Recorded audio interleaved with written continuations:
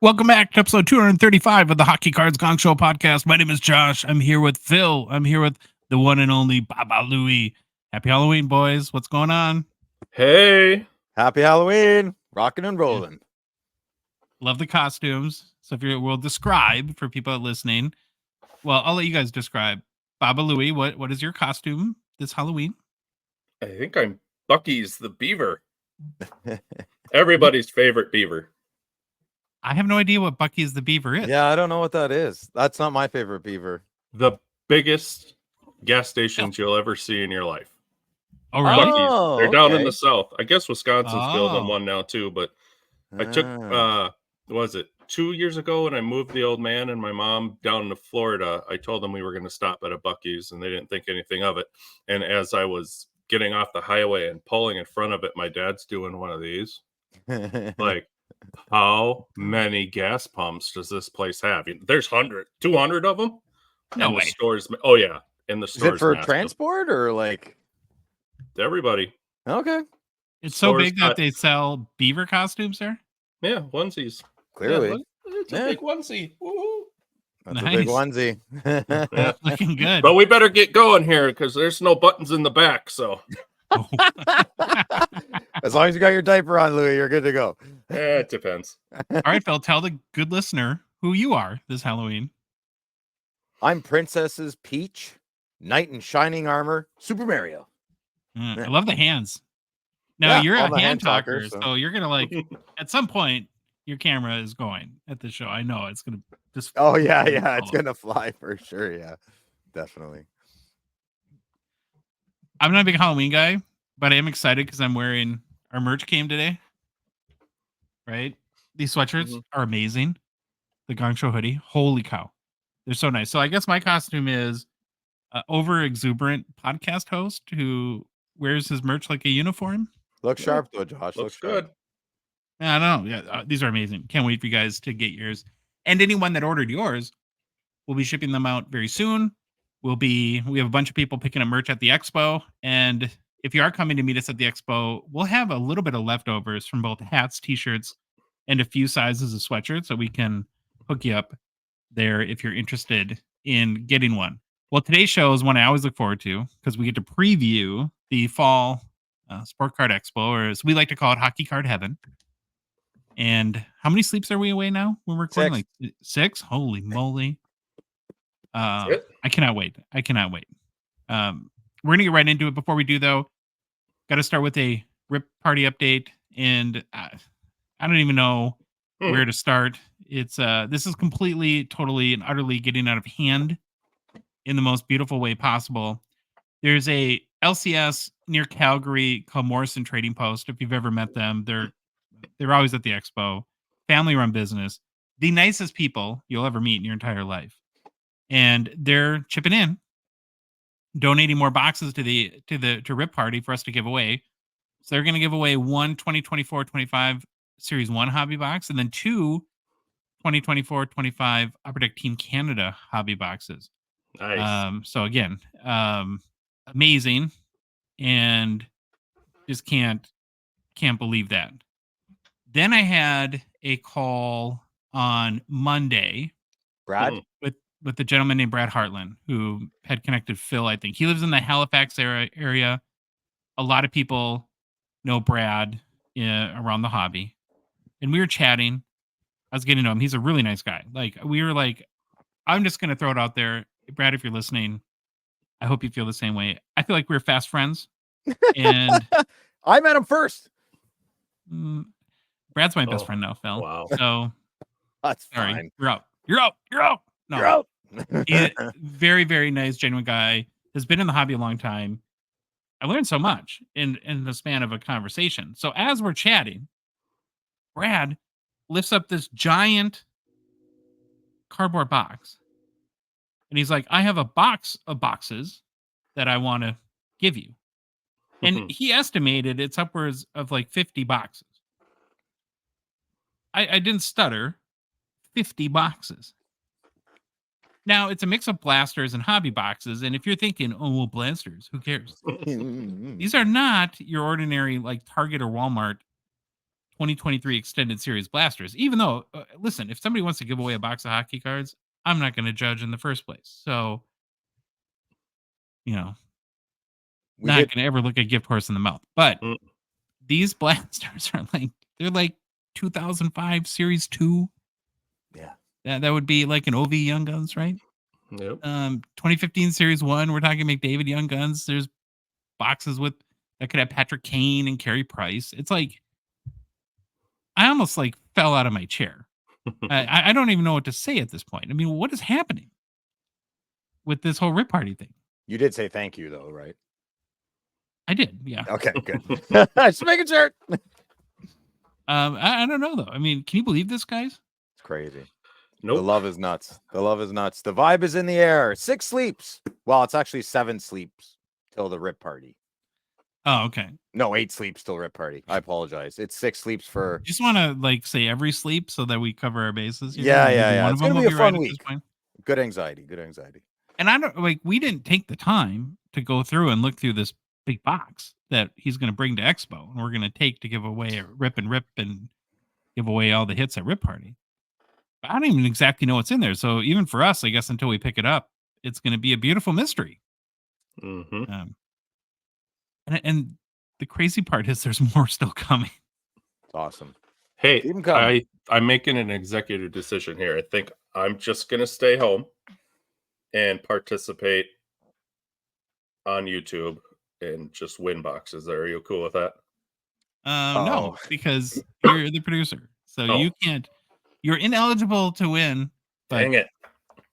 What you're driving at, Louis, is probably the better end of the deal, the bargain, though. I don't even know how listen, we everything we do here, we've tried to prepare, but we had no idea that we maybe went into this thinking, are we going to get, maybe I have 10 boxes or something like that to give away? Well, that would be amazing. That'd be really fun. I don't know if we're going to have 70, 80, 90. I have 80. no idea at this point. Maybe it should have been called Rip Party, the Marathon. Oh, no, listen, baby steps on the first one. We'll see. This is going to go great. I think baby steps are past, Phil. I mean, we're in it. We're in one. We're in one. We're in it. And I don't know how you go from here. We're going to have to figure out how to ship all these to people. It's it's the most beautiful, fun, amazing kind of logistical nightmare now that we're going to have to deal with. And what are what time are we going to sleep? Are we going to be up literally all night? How long is this going to, because we're not going to stop until the boxes are gone. I think I foresee 1:30 around sleep time. 1:32. Yeah. Okay. You can pick up the pace quick. I can crack 10 boxes in 15 minutes. Boom, boom, boom, boom, boom, bam, bam, boom, boom. Does Energy Phil lose steam at a certain time of the night where he powers down a little bit, or give me a coffee, a real coffee? I'll choo choo. Good to go. I don't think we're gonna get tired either, because we're gonna be so jacked up that I mean, these are, like I said, these are all kind of fun. Any box hockey cards is fun. We have to bring Sylvan's earplugs, though. Remember, he's like, I have a big day on Saturday. I have a big day on Saturday. Well, apologies, Sylvan, because we all have big days on Saturday and none of us are sleeping. No sleeping. So. Bucky the Beaver might crawl in next to you. So I feel like, well, how do I participate in all this? Like Louis said, the best, there's only going to be a few of us there, but the way better deal is going to probably be not being there. And Rip Party is our live YouTube event that starts on Friday, November 8th from the Toronto Sport Card Expo at the Chateau Gongshow, starting at 9 p.m. Eastern Time. We're going to be giving away and ripping these boxes from the start. We'll have special hashtags for each box or each giveaway. You'll enter that in the chat. Our giveaway tool that we bought. We'll pick the winner. If you win a box, and we'll open it live right there, and we'll send you the hits. So if we hit a $10,000 card in the box, well, you get a $10,000 card. That's the way it works. And again, the overwhelming support and generosity we've seen from the hobby for this, our very first event, Rip Party, is inspiring. And I don't know words to describe how I'm just blown away. I am. And it's really because a huge goal of ours for this event is to show our appreciation for the hockey card community and to give back in, I guess our own way. By all the donations, it sounds like the vibe is a little bit infection. It's awesome when the spirit of giving and fun kind of, there's a lot of negativity out there. Right. And so to be a part of something that's positive is, a blessing, I would say. So Friday night, November 8th, tune into Rip Party, Hockey Cards Gongshow YouTube channel starting 9 p.m. Eastern Time. Last thing before we get started is a reminder that the Hockey Cards Gongshow podcast is a Patreon podcast. That means we rely on the support of listeners and watchers like yourself to help us cover our show expenses, continue to produce more on what we hope is better hockey card content, and then fun initiatives, even in a small way to grow the hockey hobby. It's very easy to support us. You can go to our website, hockeycardsgongshow.com, click on the Become a Patron link, go to the Patreon website, patreon.com, and search for Hockey Cards Gongshow. Click on, or there's a link in the show description in both podcast apps and on YouTube, but our Instagram and TikTok profiles too. You can join our out of $199 support level tier. It starts at only $5 per month. And yeah, you also get access to our Discord and kind of muck it up and chat with the crew every day there too. So it's a lot of fun. We have 2 new patrons, guys. Today? It's our last show. Nice. Cowboy Jesus, which is kind of an awesome name, Nice. out of $199, and Jay Orcola out of $199 as well. And I think Mr. Orcola is European, so someone from across the pond. Oh, is because of his last name, or did you look him up or something? Well, it shows you the currency. Oh, interesting. That's pretty cool. And the name. Where's Cowboy Jesus from? Nice. The Probably sky. Florida. He's from Florida? If you go to Wyoming and go straight up about 10 million miles. That's where he's from. All right, Baba Louie. No, you're Mr. Wing It on the game plan. So you do the game plan, and Phil and I will sit quietly and judge you. That's perfect. All right, boys. First today, we will start off with Get to Know Your Hall of Famers. Then we're off to the Golden Knights, Mount Rushmore. Let's see how Josh did on this one. See if he's going to make any enemies or not. After that, it's hobby news. Then an expo preview with Mikey Singer. Then we'll lay out some of our personal expo goals. After that, we have an Upper Deck Expo redemption program review. Then we're off to the Fanatics Collect Weekly Preview and personal pickups. Not too bad. Spoiler alert. Nothing. Goose egg. We're building our war chest. Come on. Excuses. Yeah, I know. I just didn't open anything. I think it could be a sign of a problem when you get so many hockey cards that you don't even open them when they come. Yeah, that's an issue. I think like when Baba Louie and I get when Baba Louie and I get hockey cards in the mail, Louie, are you even in the house before it's opened? Barely. That's crazy. No, I like taking my time. I've been planning it out. Strategery. Yeah. No. No problem. I'm staring at it right here, man. That's just one stack. That's just one. One stack? Yeah, I got more. It's gonna be a YouTube video. Yeah. Got to get back on YouTube. Got to get back. Longer than one of our shows, Phil. Man, you got Probably a lot of the way I talk. Yeah. It's a good thing I'll be busy that day. Yeah. You're holding the camera, Louie. Oh. Okay. We're gonna start with Get to Know Your Hall of Famers. Back with installment, I think 6. Right. We're still in the first Hall of Fame class that included 9 players from 1945.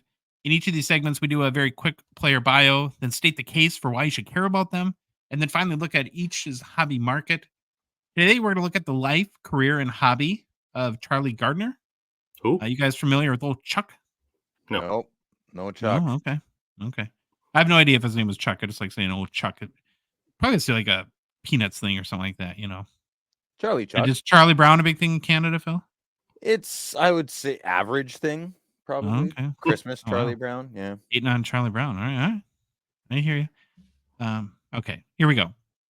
Charles Robert Gardiner was a Scottish-born Canadian professional hockey goalie that lived from 1904 to 1934. So again, 30 years old, passes away. Crazy. Gardiner was born in Edinburgh, Scotland, and his family immigrated to Winnipeg when he was 7 years old.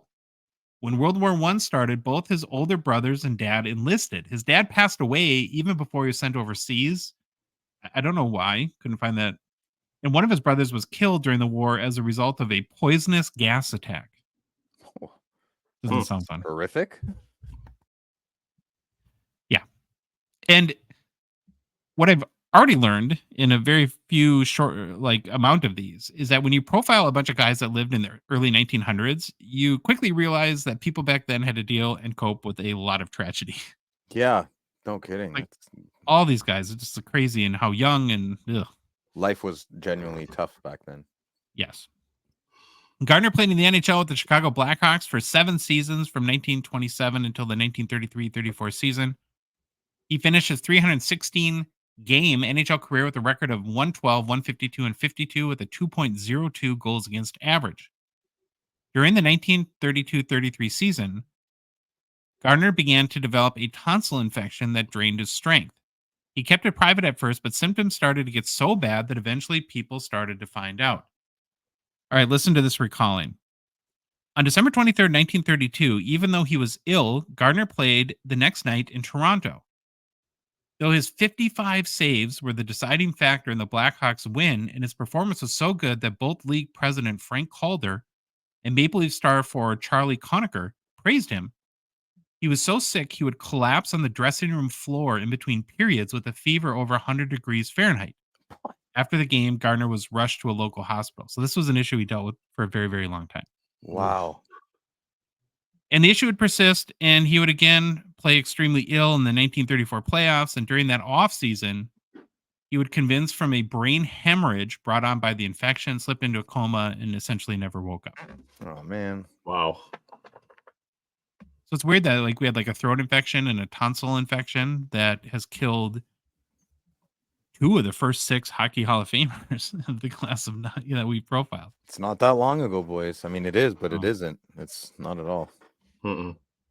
Okay, so why should you care about Charlie Gardiner? Gardiner was known for his athletic, acrobatic style, often using his glove and quick reflexes to make saves. His skill set was considered revolutionary during a time when most goalies relied more on positioning than reaction speed. Gardiner was the first NHL goaltender to catch right-handed to win the Vezina Trophy, which he did twice in 1932-1934. Remember, that's right after he passed, or right before he passed away in 1934. He was named the NHL's first All-Star team 3 times and second All-Star team once in his 7-year career. Gardiner won the Stanley Cup with the Blackhawks in 1934, becoming the first goalie to captain his team to a Stanley Cup victory. In the 1998 ranking of hockey's 100 greatest players, Gardiner came in at number 76. And of course, he was one of the original 9 inductees into the Hockey Hall of Fame. And looking at Charlie Gardiner's hockey market, his rookie card is considered the 1928 Paulins Candy V128-1. High sale to date is an SGC 1 that we have pictured on YouTube. That's over $2,214 US in August of 2022. Wow. Now, the jersey he's wearing is from the Winnipeg Maroons, which was an AHA team he played for the year prior to joining the Blackhawks. Now, when the highest sale is an SGC 1, it makes me think that these are really tough to find. Yeah, look at the bottom. It's bent. It's not creased. It's bent. The only other Plain Days Gardiner card that I could find is a 1933 Canadian Gum V252. A high sale here is for the card pictured as a BVG 1.5 that sold for $476 US in August of 2022 as well. Interesting, though, too, is that the first OPC set was in 1933-34, and he wasn't in it. He was like a Vezina Trophy winner. That's interesting. Sure. Interesting. Yeah. Hobby mystery. So there you go. There's Get to Know Your Hall of Famers, Charlie Gardiner. Anything stand out to you guys? Yeah, that's why you call him Chuck. It says it right on the card. Ah. Sweet. Nothing gets past Louis. Chuck. It's a Chuck. It's old Chuck. Chuck. Yeah. Well, you can even say a little Scottish, right? Because he was born in Scotland. Arg. But okay. What was that? I just like Louis from Simpsons. Arg. Okay, great. Well, from Get to Know Your Hall of Famers, we're going to move right on to the Las Vegas Golden Knights Hobby Mount Rushmore. Very, very excited about that, I guess. Take my bullets on these. That's okay. Hobby Mount Rushmore is where we're nominating 4 players from every team's every team's most hallowed honor. It is a Hobby Mount Rushmore, meaning we factor in the individual player stats, awards, and contributions to the team, their meaning to the fans and community, and then finally their hobby market. We've done more than 10 now, which is crazy. And some have gone off without a hitch. There's have been more controversial. Woo. Jeremy Lee was very critical of us leaving Trevor Linden off of the Canucks Hobby Mount Rushmore. He thinks we were wrong, Phil. And by me, or by we, I mean me. Yes. It does feel better to say we. No, but it's not we. I said Trevor Linden. Like no one has ever brought that up to me, by the way. I said, I think you're wrong on that one. I can't prove it. It's on video. I don't on the videotape. I am, though, a man of great conviction. And I am comfortable saying I here, Phil, so don't worry about that. No All need right, to. thank But you. I'm a man of great conviction, and I can't be swayed. Even when I completely forget little-known players like George Vezina. Who? Yeah. Who? What? Who's that guy? What? Vezina? No, I never heard of him. So I thought, right? Well, today's task is pretty mighty. It's another team that hasn't been around very long, but although has accomplished some more than our teams, right? Ray Louis has been around a lot longer. The Las Vegas Golden Knights became an official NHL franchise for the 2017-18 season. They've won the Stanley Cup, suffered some heartbreak in the playoffs too, but hey, they've been relevant. Wild. So this is the Las Vegas Golden Knights Hobby Mount Rushmore. Selection number 1. While he might not ever live completely up to the hobby hype coming into the league as McDavid's rookie rival, he was an easy choice for me for the Golden Knights Hobby Mount Rushmore. It's Jack Eichel. Eichel just started his 4th season with the Golden Knights in 173 games played with the team, 75 goals, 99 assists for 174 points. His 174 points is 8th most in franchise history. Eichel's 75 goals is 6th most in Golden Knights history. Doesn't really have any individual awards with the team. He did play in the 2024 All-Star game. I know it's a huge deal to you, Phil. So very, very proud. But he did help Vegas to win the Stanley Cup in 2023. I think what separates Eichel, though, mostly from other Golden Knights players is the relative strength of his hobby market. Year-to-date, 4,422 Jack Eichel cards have sold on the secondary markets per card letter sales history. Of those 4,400 sales, 26 were for more than $500 US, and the highest selling Jack Eichel card to date is a 2015-16 the Cup rookie red tag auto out of 4, sold for $3,709 US in June of 2023. That card, really? Yeah, it's kind of. Remember, he didn't have a lot of rookie autos in the Cup. I don't think he was wasn't he signed to Panini or something like that? Really, I didn't even know that. I think so. No idea. And so is anyone shocked that, or either of you shocked that Jack Eichel's good pick. No, that's a good pick. And like you did say, he does, I guess if we'll say he does lead the team of players with the most cards sold year to date, right? Yeah, maybe. The Knights. We'll get to that. We'll get to that. Sorry. This one could be controversial. We'll see. So Jack Eichel, number 1. The second guy I picked. Hockey player whose name is more fun to say than just about anyone else.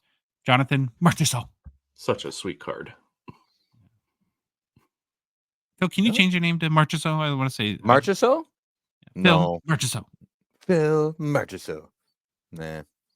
Well, speaking of names, Phil, why don't you tell people your Greek name that you told us the other day? That's it. Come on, let's just get Jonathan going here. No. This isn't the United Nations meeting, man. Come on. The hobby wants to know what's your real name, Phil. Arky Batakamus? Filipa Kanalakos. Wanawakos? Jonathan Marchessault. Jonathan Marchessault. Okay. Minnetonka. Jesus. No, Marchessault did take his talents to Nashville this year, but did spend a long time in Las Vegas. He was a member of the Golden Knights squad. How's that working out? For the franchise's first 7 seasons. Yeah, not real well. In 514 games played, which is most in franchise history, probably for the next 2 days until he's passed by Braden McNabb, Marchessault scored 192 goals, most in franchise history, 225 assists, second to just Shea Theodore, but his 417 points is atop the all-time franchise leaderboard. As individual awards and accomplishments while with the Golden Knights, Marchessault did play in the 2022 All-Star game. Again, Phil's very impressed. He won the Stanley Cup with Jack Eichel in 2023, and that year won the Conn Smythe Trophy for the 2023 playoffs. Looking at Marchessault's hobby market, year to date, 1,796 Marchessault cards have sold in the secondary markets per card letter sales history. 0 of those sales, though, were for more than 500.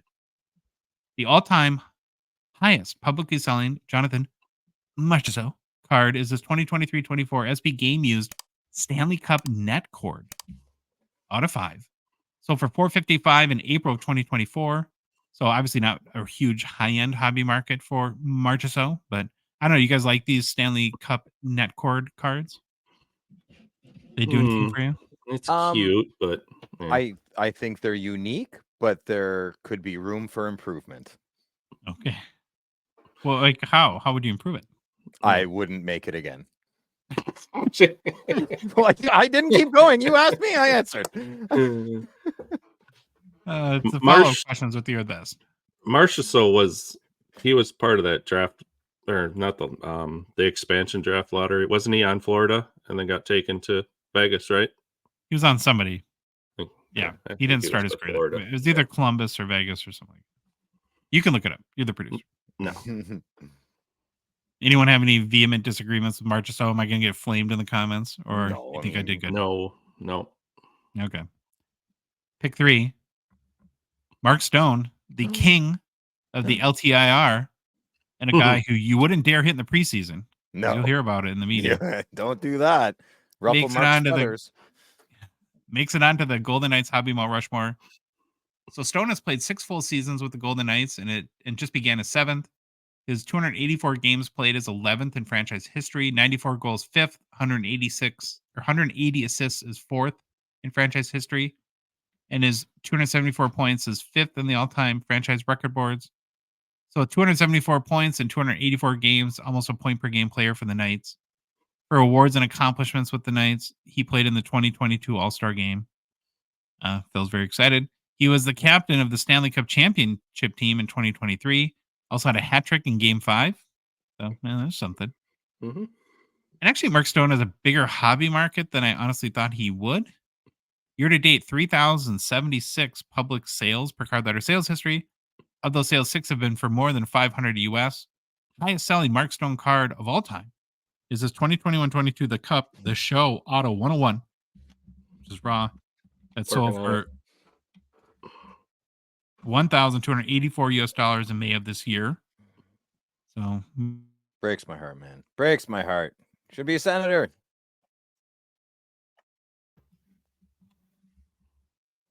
Nice to see you guys got your power back on last night. Mm-hmm. Yeah. Were you a Stone fan though, Phil, when he was on your team? Absolutely. Huge Stone fan. Yeah, we traded him and no one wanted him traded, and it was horrible. We got Eric Brandstrom back for him, and exactly. And then second round pick, which turned out to be Igor Sokolov, and nothing. We just let him go. So we lost Mark Stone for nothing. Thank you, Pierre Dorian. Oh, so cute. It's also sad. Yeah. We lost Mark Stone for nothing. So I'm glad Vegas has him. Bums. He kind of cheesed me off with the whole. I'm happy that happened because now I don't like him for that a little bit, you know. I can't remember who the guy was, but so essentially a kid who was a bubble player. It was a preseason, trying to make an NHL team. Probably got a little over exuberant. Not that bad though. Not that bad, and checked Stone a little bit in the preseason, and that ticked him off a little bit. So what he goes to the media after the game and basically says that this guy sucks and he'll never play in the NHL. So I hope he enjoyed his hit on me, which was that was kind of a low blow. That's like you're living in your little bubble in Vegas and you surround yourself with yes people. And he looks like a Walter. I always thought Mark Stone looks like his name should have been Walter. But if you're just in conversation, you don't. I also try not to judge people maybe at their worst moment. So who knows? Maybe he's a really nice guy or something like that. But he probably is. I've heard he's super nice. Yeah. Maybe bad thing to say in that moment. Yeah, everybody makes mistakes, but okay. So we have Jack Eichel, Jonathan Marchessault, Mark Stone, and the last guy. And where the controversy might come in. I went William Karlsson, Wild Bill, as the kids like to call him, is our final pick for the Golden Knights Hobby Mount Rushmore. 31-year-old forward has been with the Golden Knights for all 7 years and counting in their franchise history. In the Golden Knights' first season in 2017-18, he set a career high of 43 goals and 78 points. The 43 goals is still the most goals scored in a season in franchise history. In 2018, Karlsson was awarded the Lady Byng Trophy while with the Golden Knights. He also won the Viking Award that year too, which is, I guess, given to the top Swedish player in North America. I had never heard of that, but it was listed as an NHL award. So I'm like, oh, okay, cool. And like everyone else, he won the Stanley Cup in 2023 with all the 3 other guys as well. Now, of the 4 nominees, Karlsson has the smallest hobby market year to date, just over 1,060 William Karlsson cards have sold publicly per card letter sales history. 0 of those sales for more than 500 US. The highest selling William Karlsson card all time is the 2014-15 The Cup Gold RPA out of 10, which is raw, sold for $988 in April of 2018. So those are the 4 players that I picked for the Golden Knights Hobby Mount Rushmore. So does anyone think of like who maybe the major potential snub there would be? Yeah, I thought you would have put a goalie on there because he's got a big hobby and people might get angry at you again. If you didn't put William Karlsson on, I don't think too many people would be coming after you. So I'm a little surprised, Joshy Poo. I think William Karlsson though is so I did a lot of research on this. I mean, I'm not disagreeing with you. I'm just trying to protect your life. Know. We're talking through it. Phil made me pick all these players. No, I did not. I did not. I don't like Vegas. I wouldn't have done this team. Well, you can't just pick teams that you want to do, and you gotta be committed to the bit. Phil's podcast, yes, I would. I'd be like, all right, we're doing 23 teams in the NHL. So I know I'm going to hear it for leaving Marc-Andre Fleury, off of the list, and it was tough, but Karlsson is a fan favorite there. I mean, Wild Bill, he's kind of crazy, and he's been with them a long time. And it comes down to, it's like, this is another team where there's only like 5 spots. It would have been really nice. So Flower was with the Golden Knights for 4 years. And of course, he did win the Vezina and William M. Jennings trophies with the team in 2021. He was also a NHL second All-Star team selection that year. But it kind of, I was kind of, I think, maybe swayed by the Stanley Cup. Maybe a little bit, if I'm being honest, right? He was in a Wild uniform, so we know he didn't win a Stanley Cup. But by the time Goldust won the Cup in 2023, of course, he has a huge hobby market, almost 7,000 cards sold in the secondary markets year to date. But when you're looking at like hobby market, it's like, how much of those 7,000 cards is due to his 4 years in Vegas versus people reflecting on his 13 years in Penguins uniform, right? And so it's like, if he had played with Vegas for the last 7 years and was still with them, I think he'd for sure be on for William Karlsson. So it's a little bit the shorter tenure and the Stanley Cup nod going with the other 4 guys, and very difficultly leaving Flower off of their Mount Rushmore. You need a Vegas fan to give you the okay, Josh. Josh, you made a good choice. Puts his hand on your shoulder and little tear. He'll be like, "Thanks, man." You need that.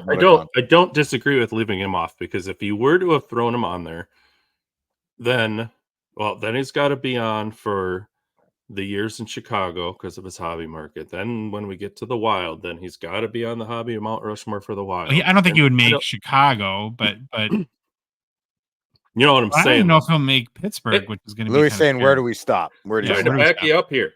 Yeah, I know. Well, so if you're gonna put Flower on there, you got to either take off Eichel, who's got not the most splendid hobby market, but pretty big. Marchessault, which is their all-time leading scorer. No. Right, or Mark Stone, who's the captain of the Stanley Cup championship team. So it's like, or Karlsson, who is a fan favorite as well, just like Flower. Yeah. The only other like snub-worthy candidate would maybe be Shea Theodore.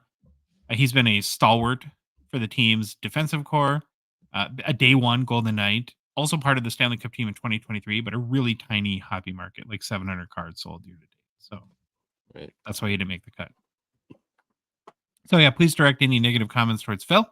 Yeah. And in the Pacific Division, guys, we have only 3 remaining teams: Sharks, Flames, Oilers. Sharks, Flames. I say we do Flames, Sharks, Oilers. So we go Canada, US, Canada, and save the Oilers for last. That's good. Sure. So we'll do the Flames. That's going to be hard. Yeah. Mm-hmm. I don't know a ton about Flames history, but so it's who do you think's now you're an order guy. You like to rank all these. Who's the number one guy in Flames franchise history in your mind? For hobby and off top of my hobby head? Rushmore. Yeah. Top of your Mario head. Or Fleury, maybe? Ginla? No, Ginla probably, yeah. People probably go Ginla. Yeah. Yeah, they probably would. Kiprasov's up there. Fleury's up there. Yeah.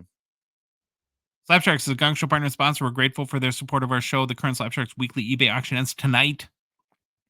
Guys, there's more than 3,000 cards that are up for grabs this week. Be sure to head to slapsharks.com, place your bids. Maybe bring home a new PC card, 2 or 20. I think, Louis, you said on our last show, or maybe it was you, Phil, it was one of you two, that the quality in this week's auction is crazy. Anyone want to take credit for that? It was Louis. Louis said it, yeah. I also think the quality is excellent. They're over 3,000, man. That's crazy. That's wild. Yeah. But your thought wasn't original because Louis said it first. It's okay. I wrote it down. I slipped it to him, and I got him to say it. I'll share, Phil. Hey, that Sanderson's back up, eh? That Jake Sanderson monumental patch. Yeah, must not be getting paid for. So you should buy it, Phil. No, I don't like monumental patches, and I'm not a big fan. I think it's a beautiful card, and someone should go get it for sure. But it's under 1,000 now. Went from like 3,200 to 2,000 to 15, and it's going down to 9. Crazy. So many really, really nice cards this week, of course. And if you just happen to be a Canadian hockey cards collector, well, hi. And you should know we give our highest recommendation of Slapsharks eBay consignment services. They do 2 very critical and important things with the cards you're looking to convert into some cash. Number 1, they do all the work, which is everything. You just drop off your cards to them at like the Expo this week in Toronto, booth number 1645, I think we are. And then Slapsharks takes care of all the rest, or send them in by their online submission system. They make it really easy to get them your cards. And they built their business by taking excellent care of their customers. Slapsharks will take photos of your cards, complete the eBay listings, answer any buyer questions, hunt down payment from the auction winners, ship your cards to both US and Canada. And then, of course, they'll handle any post-sale issues, which is always icky, and it's so nice not to have to deal with it yourself. Then the other huge bonus, of course, is your cards get included in the already massive and somehow still growing Slapsharks weekly eBay auctions. The whole hockey hobby knows what's up on Thursday nights, and that there will be monster cards ending in Slapsharks auction. So for complete consignment info and to start the process today, visit slapsharks.com. And then also do not forget to come see us at the Expo. We're adjacent because our sugar daddy, Slapsharks, has hooked us up with a recording studio, and we'll be making our show live from the floor of the Toronto Sport Card Expo. So if you ever wanted to see how this train wreck comes to be twice a week, now's your chance. You can come say hello, maybe pick up some of your merch, buy any merch leftovers if you want, or we just can't wait to meet everyone. So we're very excited to have a presence this year. Thanks to our good friends at Slapsharks at the Sport Card Expo.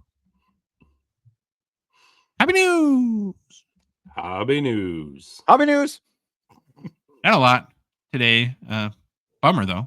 Connie McDavid, Oilers captain and megastar, was injured, I believe, on his first shift in Monday's 6-1 loss to the Columbus Blue Jackets. Looks like he jammed his left skate into the board, which cannot feel good. After the game, Oilers coach Chris Knobloch announced McDavid would leave the road trip and be sent home to Edmonton for further evaluation, meaning he wouldn't be available for today's Oilers game in Calgary. Now, the last I heard, I think this afternoon, was that it sounds like he has avoided anything super serious, but will maybe be week to week. Ooh, that's a new thing, eh? Week to week, lower body. Week to week. Week to week, lower body. I always say too, because so much like what we think about and what drives a hobby is production. There's the ability to come back, and then the ability to come back and produce at the McDavid level, right? Those can be 2 totally different things. Like one could take some more time down the road. You don't want something like this to linger. It's always a bummer though when one of the best players in the league goes down. So we're gonna get to see what the Oilers are made of now, and love to step up in his absence. So on the season so far, who's Draisaitl going to get passes from now? Yeah, he's no good. No good. We know that. So on the season so far, McDavid has 10 points in 10 games. It's not a match show, but I think that's a point per game. He has 3 goals, 7 assists. And Connor McDavid's 2015 Young Guns PSA 10 popped 3,009, last sold for $2,159 on October 28th. It's down 14% in the past 2 weeks. Phil, it's down 26% in the past 3 months. Kind of interesting. Maybe a good time to buy it. Yeah. Well, I dug a little deeper. Okay.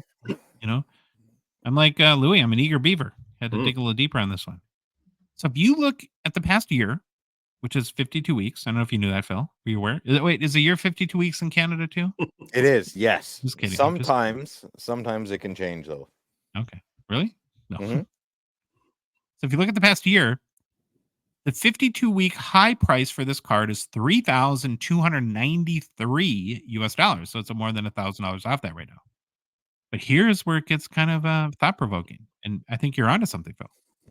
The 52-week low is $2,088. So it's basically $70 away, $71 away from its 52-week low right now. What that signals to me is if you've always wanted a McDavid Young Guns PSA 10, it might be a good time to buy based on that 52-week high and low. But of course, we don't have a crystal ball, so we're not giving buying advice here because we don't know what will happen going forward. But do you have raw data there, though? I have what data? Raw. Like, do you have a non-slab? Can you get a raw price? No. Oh, I thought you had like Card Ladder Open or something. I could, but I don't like. Well, let's talk about this because I don't like giving raw prices. Oh no, is that why you never do? I never asked you. I never do because it's so. If you look at at enough raw sales, yeah, it's so condition specific. There'll be a McDavid raw that sells for I don't know what they sell for. I'm just making it up. Like, let's say $1,000. Then there'll be one that the next one will sell for like 420, but the whole the right half of the card is torn off. You know what I mean? And it's like junk. Yeah, no, then that's not a fair price you should be telling people. And yeah. So that's the reason why I avoid raw, because you can't, possibly. What would the word be? You can't possibly account for the variable of condition. So I don't know though. Yeah, getting to that tempting price, getting close to right around 2,000. I want a raw. That's why I was asking. I want my top loader binder gang. Shout out. Want all good Young Guns in there. It's definitely one of them. I assume that there will be some at the expo. Maybe we'll talk about that in a little bit. My way. Speaking of the expo, now we're getting all knee deep in expo content. Very, very excited. The Toronto Sport Card Expo is next week, November 7th through 10th in the Mississauga, Ontario, Canada area at the International Center. Earlier today and later today, we had a little technical snafu. We had the privilege to speak with a very busy man, Mikey Singer. Mikey is the president and founder of MKEM Events, which is a live event management company that really makes the expo go. The expo owner, Steve Menzie, hires MKEM to run the event. Mikey's a total pro, also sports card collector, which makes him a good fit to manage the whole expo experience. So we hope you enjoy part of our expo preview and our conversation with Mikey Singer. Well, we're very excited and pleased to welcome back for, I don't know, maybe the 5th time now. This will be our 5th expo. Mikey Singer from MKEM Events Management, right? Is that how did I say right? Yeah, you got it. Good. You definitely did. The last time you definitely nailed it. Yeah. MKB 74. Something like that. Well, Mikey is one of the guys that manages the Sport Card Expo. You've done it for a long time. How many years have you been involved in this show now? Our first year was 2018. Okay. So you've seen a lot of growth and progress in really a relative short amount of time. I have. So I went to the show and walked it for the first time since the mid 90s in 2000 or 2017. At that point, the show was taking up 60% of Hall 5. So about 60,000 square feet. There was no real endemic sponsors. There was maybe Upper Deck was there, but nothing like you see today. Today we're, it's 6 years later and we're at 200,000 square feet, endemic sponsors everywhere, incredible new booths, great activations, a full stage, an incredible autograph pavilion where we have now 5 autograph stations going on. So it's really a complete, I would have to say it's tripled in size since that time. That's awesome. And what I've always heard, and correct me if I'm wrong, is that the Toronto Sport Card Expo is the second largest card show in the entire world. Am I correct in saying that? You are correct in saying it, and in terms of cumulative attendance for the two shows over the course of the calendar year, it's massive. We're talking near 50,000 people coming to see sports cards, not including kids under 12. That's crazy. That's crazy. Because they get in for free, and we just don't count them. Yeah. What is the week leading up to the expo like for you and your team? Intense. There's so many elements to a show this large. There's almost 300 different exhibitors, all with different needs, different conversations. We talked about the endemic sponsors. There's different things that have to happen with them, a level of service and care. And then there's creators such as yourself, who I've got to eventually send the stage schedule to, and not just tell you a week before what time you're going to be on stage interviewing people. Yeah, we can be needy, but that's all right. Yeah. We have benefits too. Yeah, but there's a lot of elements, a lot of moving pieces. We have to make sure like everything's up to date. There's a lot of communication going on right now with attendees on Facebook, on Instagram, and trying to coordinate and get back to as many people as possible. And obviously making sure all our guests, there's 50 plus guests who are coming into the show. We need to make sure that they get moved around and everything's set for them. And all of that is scheduled and handled as well. Mm-hmm. Yeah, I can imagine to work on your team or to have any involvement in the show, your personality type has to be okay with the concept of change. Like there's a lot of people who just don't like change in their job, but I would assume as of right now, it's pretty much constant change. There is. And there's a team lead on this, Drew, who's really grinding away on a lot of this. In fact, I told you to send him an email not too long before we got on air, and it's a lot. You do have to deal with change. That's the nature of shows in general, and specifically this one in particular. And work within those changes and make sure that you're again keeping a level head and making sure everything moves forward in a positive way. So I've seen you here and there because you're always running around all 4 days of the show. Kind of curious yourself. Do you ever get like 5 minutes to go shopping and look at some cards, or is that almost an impossibility for you? It's less in Toronto. Toronto's really tough to go shopping. If it happens, it's usually late Thursday, like just before we close. I'll try to do a rush and I'll scan through. And then on Sunday, and just hope like I got enough time when everything sort of slowed down. And we got those last 2 hours left is usually when I try to get some purchases in, especially if there's something I've eyed on those running buys. There's usually something or two, something or maybe a couple things that have caught my fancy that I need to work my way back in and be like, okay, brought the cash. Let's see if we could do a deal. It's honestly what I really wish is I could set up at one of these shows. So in my life, I've set up at one show in the entire time I've been in the hobby, and it was an amazing experience. I didn't sit down the whole weekend, and I ended up selling out my booth, and I had the best time doing it. No, that sounds like fun. You have 2 kids, Mikey. Give them Daddy's wish list. Send them running around. Yeah, I wish I take them. It's more work. I do. So every show that is in ours, I drag my daughter with me, and she loves it. She goes around and gets to see me buy things, so she enjoys coming with me. Doesn't really enjoy the cards so much, but she'll get into it. You force that hobby down. How many people does it take to put on a show like this? In terms of the core team, there's about 9 people who are working full time to make this happen. And then on site, there's another 40 staff who are required to push this thing forward. On top of that 8 to 9, even 10 core people who are working full time on this.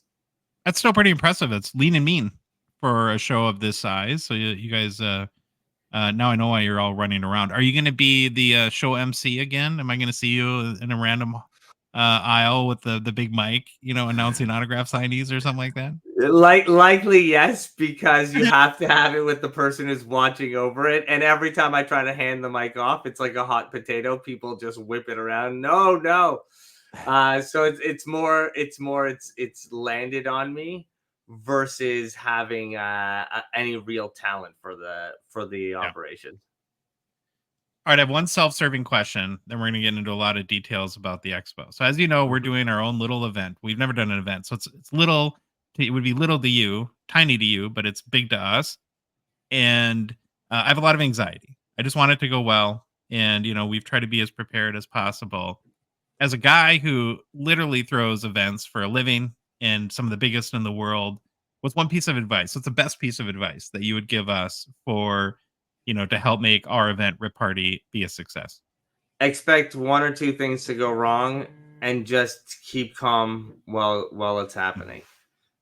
Work through it slowly but surely, one step at a time. No one panic, and you'll get through it.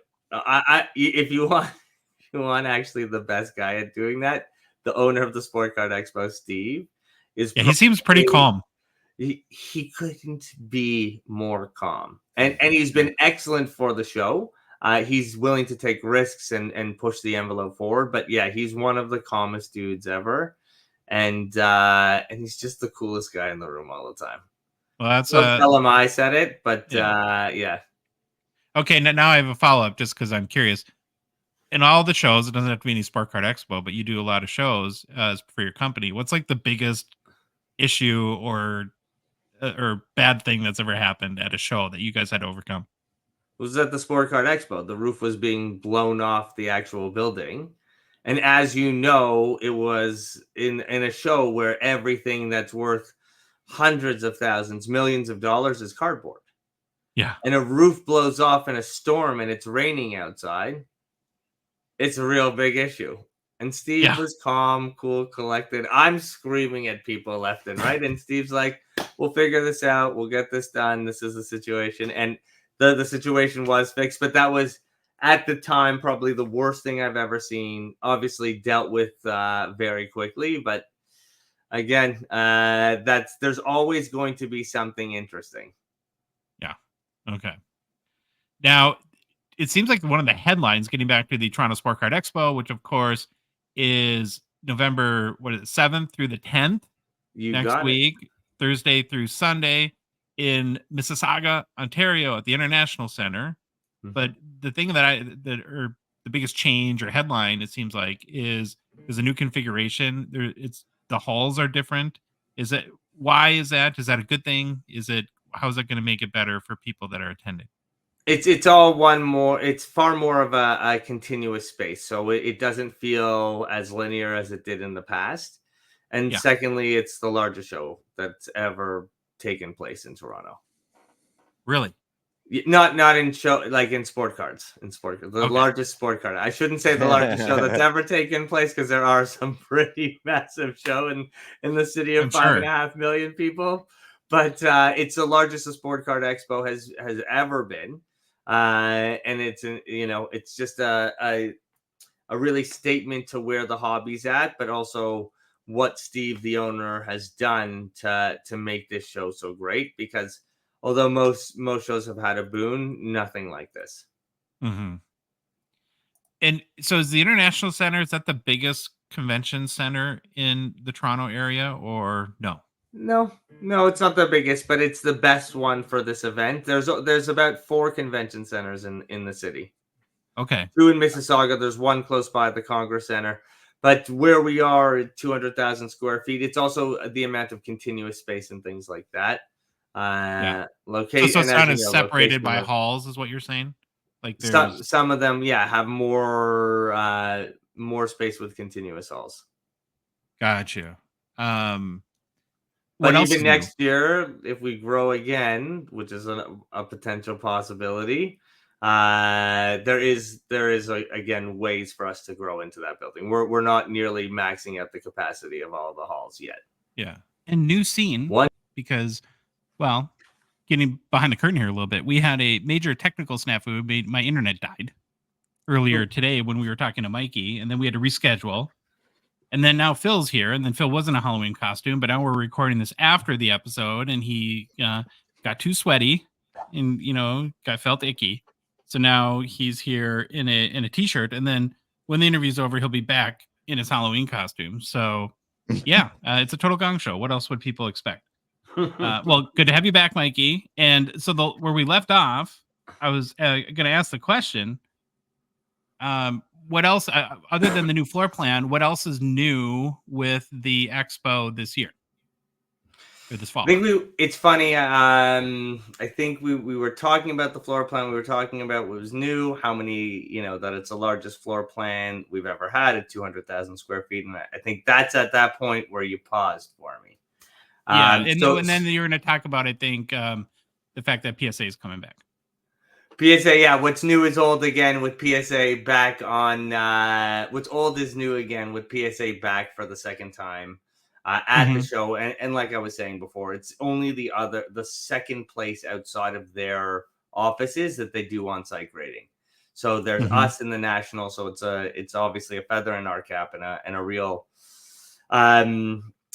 compliment to the show.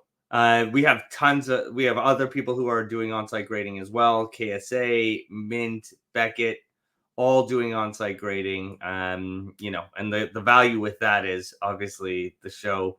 You can't find a better place to sell, buy, or trade. Yeah. Well, I want to echo that because I've actually talked to a couple of people at PSA, and it is legitimately a Herculean effort for them to do. It's not a simple decision for them to come and grade. And it's not just at Toronto. It's really at any card show because they have to move their whole operation. It's like 60 some people that they have to bring, including like some of their top graders that take them away from their normal jobs. And so it's a big commitment on their end. And I think that I've heard you mention before, it's such a huge benefit to the collector. And maybe Phil, you could kind of chime in here too, because normally for Canadians, you guys have to ship your cards to the US. Well, you have a really crisp Wayne Gretzky rookie, and you might not, it's nothing against PSA, but you might be a little iffy on the postal service, whether it be the US Postal Service or Canada Post. And, that makes people pretty gun shy. So to have PSA at the expo, to be able to go and hand off your card in person and then pick it up at the end of the day is got to be a big deal, I assume, to a lot of Canadian collectors. You want to, Mikey, don't you, because the expo's Thursday, Friday, Saturday, Sunday. I don't think some people, maybe 1 out of 100 people listening might think, oh, I'll bring it Sunday, and then I'll bring it Sunday early, and then I'll get my card when I leave in the evening. You can't. The last day to submit for on-site grading is Saturday. Bingo. So if you want your card back at the show, you need to have it in their hands by Saturday. Obviously you can send it back with them, but that's one of the advantages is just getting it in their hands. And that Sunday's still good. I have an Iserman that I'd like to, so I have a few Isermans. I'd like to sell it. I'm not grading it for my collection. So a PSA would give me my greatest value. I might not have time to get there till Sunday. I know it'd be silly, but as long as I can hand it to them, I feel so much safer to capitalize on what Josh was saying. And then it's cheaper and it gets there quicker and it's in their hands. All of it is faster. Yeah. There's nothing like sending off 30 cards and just waiting and watching the time tick down on your PSA account for it to come. So I'm a guy who grades a lot. I've got a whole table full of stuff that's actually going to be graded on site at the show to various people, so it's always, what do you got? I'm not just part of the show. I'm also a consumer. So, but go ahead. I was just going to say we have a shooter tutor event going on. We're obviously doing the trade nights. We're doing the fan appreciation trade night. Some crazy guys from Minnesota are having a break party at their rental. So there's always fun, crazy stuff going on. Jeremy Lee's got his Thursday night kickoff party. So there's stuff going on throughout. It's really become an all-encompassing event with the evening parts. And I expect eBay to continue to add to what they're doing. There's this great podcast that's doing live podcasting from the show all weekend inside the Slab Sharks booth. I think you know them, Josh. Oh, that's us. That's you guys. Josh and Phil will be doing live podcasting, and we're at the highest number of guests we've ever had. We're over 50 guests over the course of the weekend. Amazing. It's a monumental task in making sure that all runs smoothly, but again, we're really excited to have it. And yeah, it's not much as new exhibitors are probably the biggest thing. Okay. Yeah. We have a Discord that is pretty active, and we have a whole channel in our Discord for the Sport Card Expo. And we had a really great question from one of our members who hasn't been to the expo before. And what he kind of did is he sort of broke down the math and said, basically for the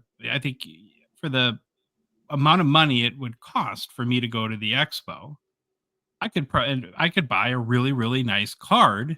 And so I'm having a hard time kind of justifying to himself, why would I spend the money to go? And we had, it was a very awesome question. It was very, respectful and logical in so many ways, and got a number of great responses from people who have been to the expo before and talked about how it's so much more than cards.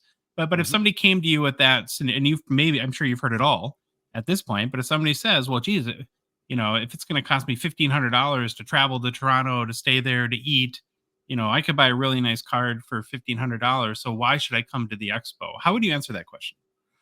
What you're paying for is the experience, right? You can go to any local hobby shop and buy cards. You can go on eBay, buy cards. You can go on Facebook Marketplace and buy cards. There's plenty of ways to buy cards in this hobby. There's only one Toronto Sport Card Expo. It is an all-encompassing fan hobby experience. We talked about how many different vendors are there, how many different creators, how many great connections you're going to make. And I'm not just talking with like big name people. I'm talking with people that you're going to find that have similar interests of you in the hobby. You connect, you start talking. Josh, you can speak to this even better than I can, coming through and making your group. And now it's almost a ritual with all of you coming in and renting out that house and staying together. So it's about building that community. And look, there's something to be said about online, but it's never will compare to that face-to-face interaction that you get at one of these events. And if you can't come to ours, go to your own local show. Yeah, good local show. Right? Like these shows are so important to the hobby and so great to support. So if you can't make it, and I understand, right? $1,500 every single show, every single time is tough. But $20 to go to your local show is always great too. And then make our show the special visit if it's going to cost you $1,500. If you're in Toronto, I don't have any idea why you wouldn't be here. Yeah, these are people that would be traveling, even from when inside Canada. And I just threw out, sort of fake numbers there too. The one thing though, I thought you gave a beautiful response, and if I could only add to that, so we're staying at our little Chateau Gongshow. Every single person I'm staying with, besides Baba Louie, lives 2 miles down the road from me, I met at the expo.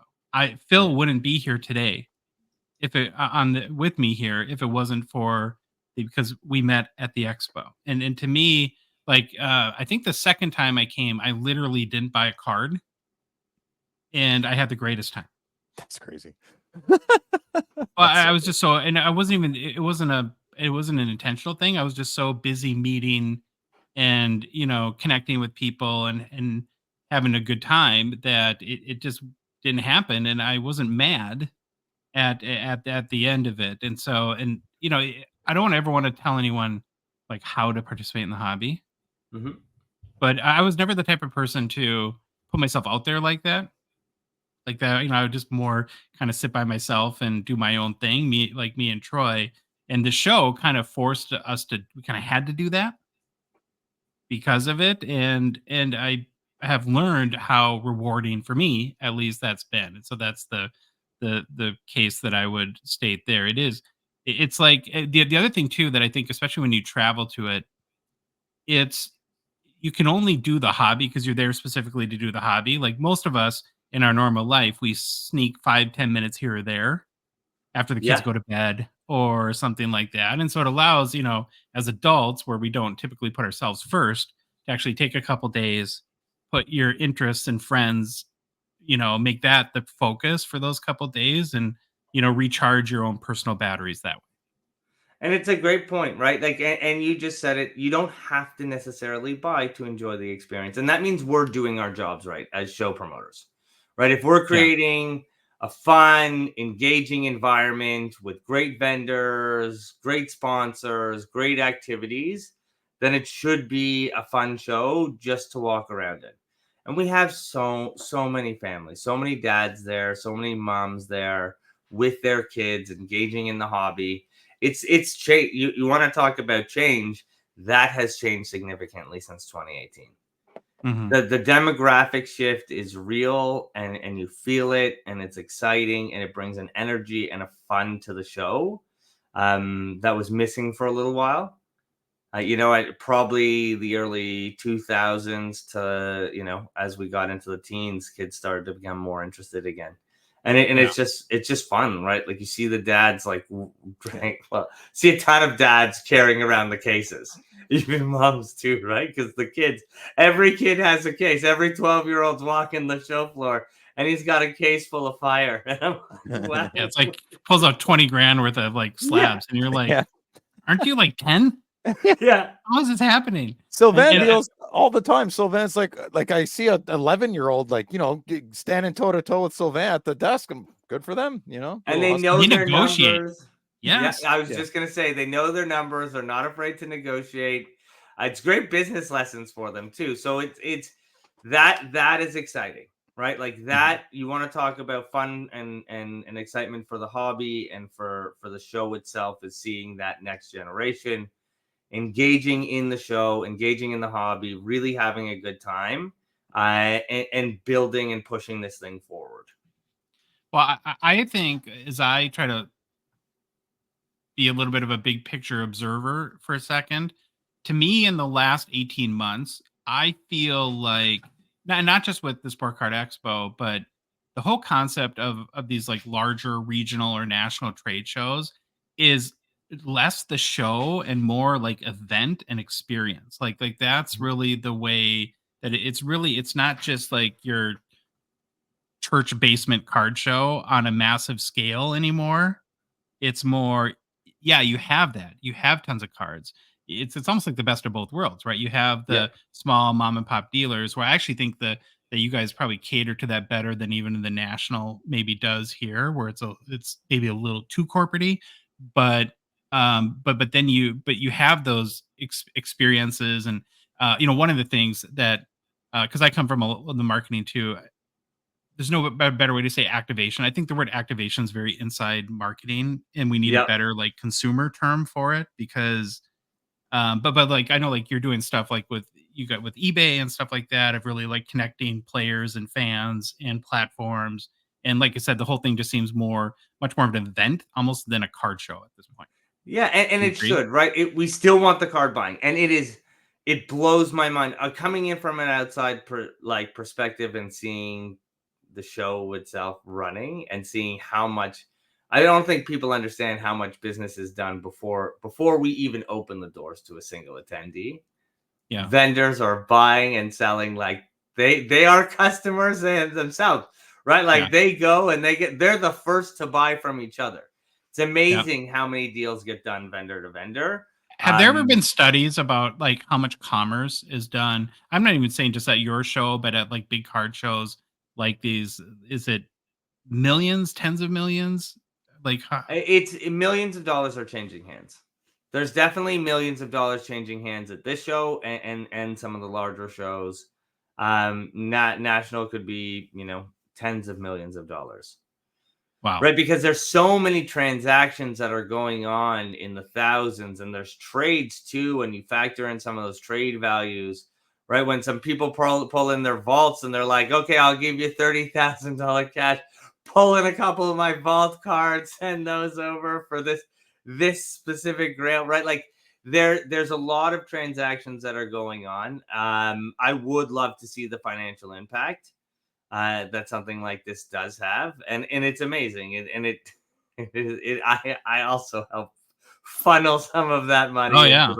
As you can see behind me. To play devil's advocate, I'll be the guy that no one wants to say it. If there's that much money going through, don't you think the higher ups, the governments of our respective countries, have you ever felt any uneasiness of any officials? Like these are tax-free things, right? So some of them depends how you're selling, right? Like now things have changed too with PayPal and credit cards. Good point. It is a far different world than even eBay. If you notice, like you're paying tax and collecting and paying out tax, right? You notice now, right? So it's the market is maturing. Things are changing. Yes, there's still stuff, obviously, like, and I can't speak to that. Like people take their own risk, but there's so much more that is happening online, right? Mm-hmm. And more people are digitizing their stock, which makes it harder and harder to do that, which makes it more into the light. And that's just the trend, right? Like for ease of use and things you want to do and your market sell. But obviously they can't tax you on a trade. Cash is king, baby. Cash is king. Well, and I can't speak to Canadian tax law, but here in the U.S., of course, is that, some people kind of confuse that when taxes are not collected, that it's still not an obligation, but those are two very separate things. And so, the smart advice is to, be ethical and consult people about your taxes to make sure that you're fulfilling your obligation there. I want to move in, and Louis, I'm going to probably throw up the autograph. I mean, I think that's a big thing, the guests that you have at each show. So from your perspective, who are some of the highlights that you were excited to get for this Fall Expo? For me, as a Toronto sports fan, Joe Carter, I was there in the Dome when they first World Series in '91. Wow, that's amazing. No, I wasn't there in the second. We were watching them beat the Braves, so I watched that live in the Dome with my mom. I was 12 years old.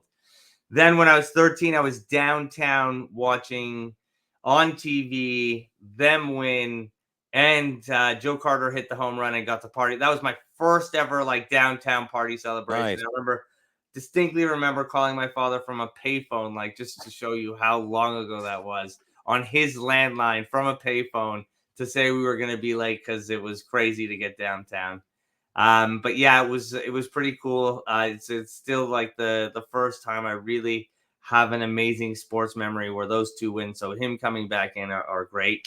I love having, we talk about guys coming in for, there's a bunch of players who are being inducted into the Hall of Fame that will be appearing at the show.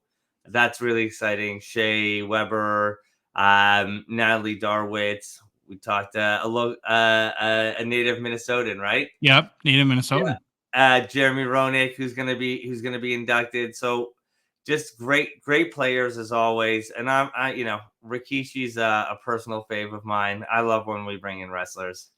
I know it's not hockey, football, basketball, but a wrestler is an athlete nonetheless. And having them come in, and then obviously the Baywatch crew.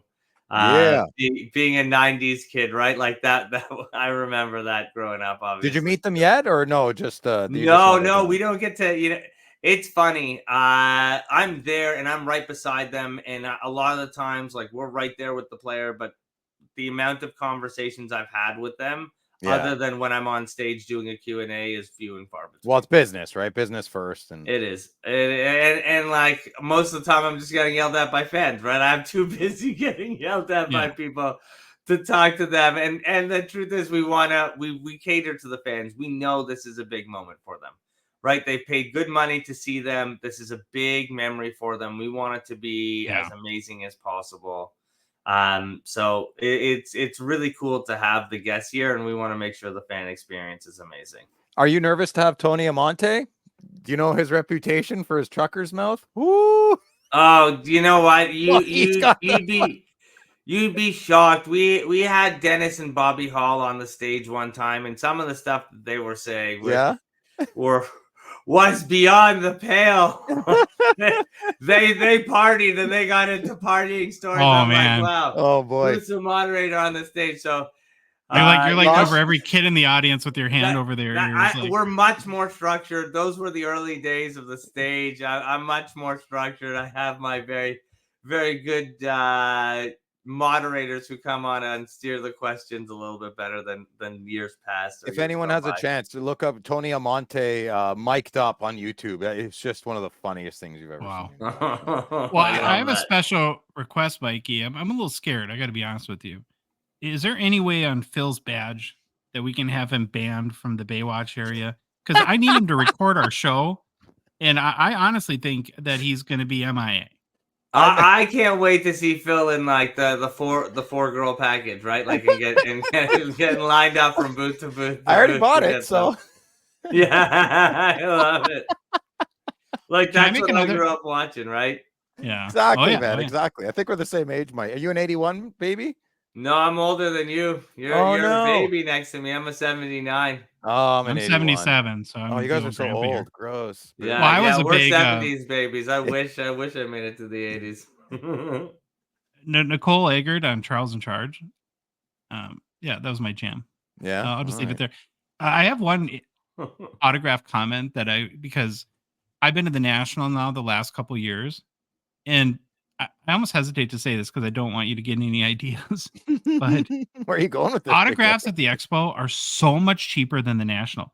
The National is like, oh my God, like they want like what $300-400 sometimes for autographs and then I come and I see like the guest list at the Expo and I'm like, wow, these are actually very reasonable. Like you can go and get multiple autographs, even so reasonable. And so I really appreciate that.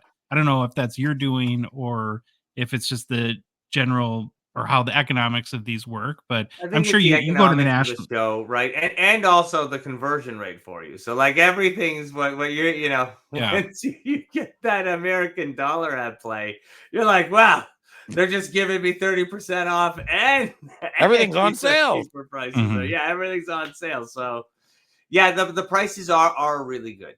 The providers are good. They want to create a great experience for the fans. Obviously, certain players are more expensive than others. Sure. It's really nice that you can get autograph. It's really nice that you can get autographs on rookie cards, which is extremely expensive at some of the other shows I've noticed. I've heard that like certain rookie cards, like and I'm getting out of my depth here, so I apologize to anyone if I'm being like slightly accurate, but like in certain cases, like a Kareem Abdul-Jabbar would charge like thousands to autograph his rookie card because he knows that the value the instant value that's created by him doing that is tremendous. Well, I've heard they even look and sort of say this is a 6, this is a 7, this is a 3. Yes. Which is crazy to me. Like that's what is happening here. And that, I get nervous with that stuff creeping into the hobby because that's what I personally collect. Like I like getting rookie cards signed by players and then that I slab it and I put it in my collection. Like I said, I'm not great at selling part of the hobby. Very good at collecting and the buying. At the buying part. Yeah, me too. Yeah. Me too. Yeah, and there's different types of autographs, right? You can get a regular, which is basically an 8x11 photo, a puck, things of that nature. Bigger stuff like helmets, gloves like that are premium products. It all depends on the player too, but check it out. All reasonable prices. Mm-hmm. Yeah, it is very good. Okay, before we let you go, I think it's really important every time we have you on, every time we preview the expo, because we get tons and tons of new people every year. And, just to cover some tips and tricks and do's and don'ts that will help make people's experience there awesome. So, maybe let's start on the tips for success and the do's, and then we'll finish with the don'ts if that works. Okay, tips for success: bring cash. If you want to go shopping, if you set a budget as well. Mm-hmm. Obviously, kid in a candy store. Download the app. The app is a great way to find your way around the show. We've talked about how big it is, how hard it is to find things. If you're looking for specific vendors or specific products and things like that, you can get on the app and start planning out your show. You can start communicating with vendors, make plans to sell. Second, wear comfortable shoes. Man, you're gonna be walking. I just said it was 200,000 square feet, right? Like you want to make sure that you're comfortable. You're gonna be standing a lot. You're gonna be walking a lot. Bring a backpack, right? If you're gonna have a case, try to bring your cards in something that's a little more comfortable to carry. I know a lot of people want to bring cards, especially with the trade nights and especially with selling to vendors, because there's a lot of vendors who literally are there just to buy cards. But if again, try to bring something that's reasonable. Don't come rolling with a giant suitcase. You want to enjoy yourself, right? Like you don't want to be lugging something around all the time. And then come with a great attitude. If you come with a positive attitude and engage people at the booth with a positive attitude, you'll find you'll get that right back. I'm not saying everyone is perfect, but 99% of this hobby is really out there to have a good time with you. And then, make sure that you comp, right? Like comping is huge. Know your prices. Everyone's going to set prices differently. Don't be afraid to ask. Don't be afraid to negotiate. There's definitely a lot of ways to check different prices. eBay is an easy one where you can see the latest comp sales. But you can go to, is it 180 point? 180 point, yeah. No, okay. 160 point. 160. See, I knew 180 point. I don't know. Point. 130 point. 130 point. 130 point. So I'd just like to say numbers. I wasn't 130 point. Thank you, producer Louis. I would just like to say that I started the butchering. It's not Josh's fault. He knew better. I screwed him. Thank God for Phil for throwing us thank you. Good. I want to jump. Mike, I want to jump on something you said. I don't. Maybe I'll say it because I don't know if you can. Sylvain had an experience last time. Some people bring big luggages with full of their cards and rolling on. If you're going to dealer and you're talking to customers and dealer and you're dragging your luggage around, the dealer's paid to be there. So if you might struggle a little bit, if you're trying to walk the floor doing trade night all day, every day with your big suitcase, and some guys do that, you might struggle a bit because like the dealers pay a lot of money to be at your show to have a presentable table. Do you remember, Josh? They do. And also you might struggle, right? It's a lot to carry around your whole That's whole collection. Bring your best cards, you don't have to bring every single card, bring your best card, and also get a weekend pass. You can come back multiple times. Smart. They'll all like dealers are always looking to buy. So I promise you, if you talk to them and engage with them, they'll always set up. It's the lifeblood, right? Like this is how they find product. This is how product is sold. It's a very unique card shows are very unique in the show world.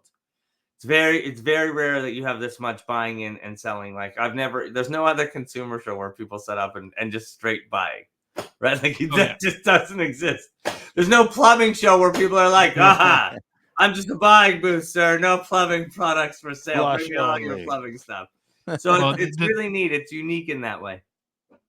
The thing I'll never get over, and it's not just at the expo, but like when you're at these card shows and you go and you find like let's say like a $50 card at a table, and I handle the dealer $3 $20 bills, so I need $10 back, and the guy will pull out of his pocket like a brick of cash that's like so big, you're like, how is that even possibly in your pocket? It's like a clown car.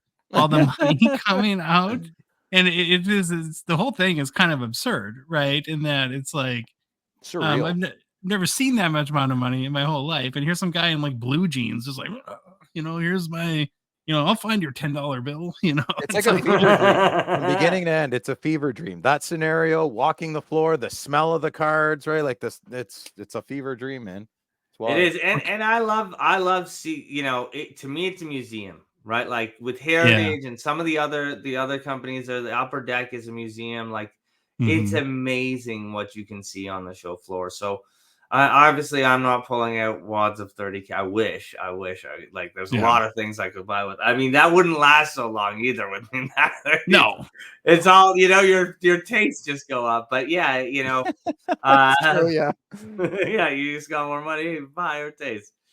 But it is fun walking the floor and really engaging and seeing and holding stuff that there's always one or two cards that I've never seen before, really cool, and then I fawn over those and I visit that booth like 100 times over the show. Well, when you're American, there's about 40,000 cards you've never seen before. So imagine your mind being blown in that regard. To me, the biggest stressor of this show is Saturday parking. So is it going to be any better in Hall 2 this year, or do you guys get more of the lot? Or like, what would your advice to anyone on Saturday be from the whole parking situation? Arrive early, right? Arrive early, arrive late. Like there's no don't arrive right at 12. Like anything else in life, right? Like if you go right in the peak times of anything, it's going to be busier. The good note is we're working with the parking agency who runs the building to come up with a better overflow plan. There's less events going on simultaneously to us, so that always has an effect within the convention center. So yeah, and I want to say too, Mikey, that I wasn't throwing shade. It's just a reality of the situation. Like you're even the worst of the 5 I've been at. The worst day of parking was about 4 times better than it was when I was at the National in Cleveland this year. I mean, it was like a very, very long wait to get into. I was watching Mojo. I was watching Mojo's live stream when he was stuck in the car, like piled on, like no one could get an Uber. It was crazy. I saw it. I was sad. I was supposed to be at the National this year. I couldn't go in the end. Yeah. Okay. So get early and just have a little patience because there's a lot of people, and in a way, it's kind of like it's a really strong indication to the health of our hobby, where there's literally so many people dying to get into this place that it's logistically almost impossible to not have a little bit of a wait and find some space. But and the good thing is we process people very quickly. The team is really good. We move a ton of volume of people through those doors as quickly as possible. You've seen it, right? Like you've seen it. Oh yeah. Both of you have been through the process, right? So you know. We really try to get them in and so they can get it buying, right? We don't want people waiting in line. It's not a club. We want them engaging in the hobby that they've got to see. I don't know about you, but I dance sometimes when I'm in there. I get a good deal. Yeah, I know. Trust me. I'm definitely dancing to keep myself up on the Sunday at about 2:00. I'm like, give me that energy. Saturday to me is the worst. Saturday is a blur. Like I know I said the whole thing's a fever, but Saturday is the one day where I'm like, I don't even remember being there. I don't remember talking. Like it's just crazy.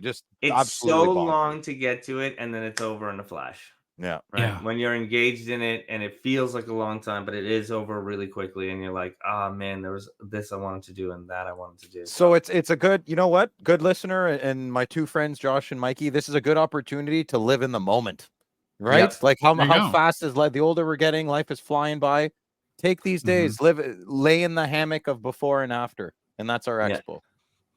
And book massages before and after as well. That's of course as you get into your 40s, right? As you get into your 40s, get a massage before and after from all that walking. Loosen those hips.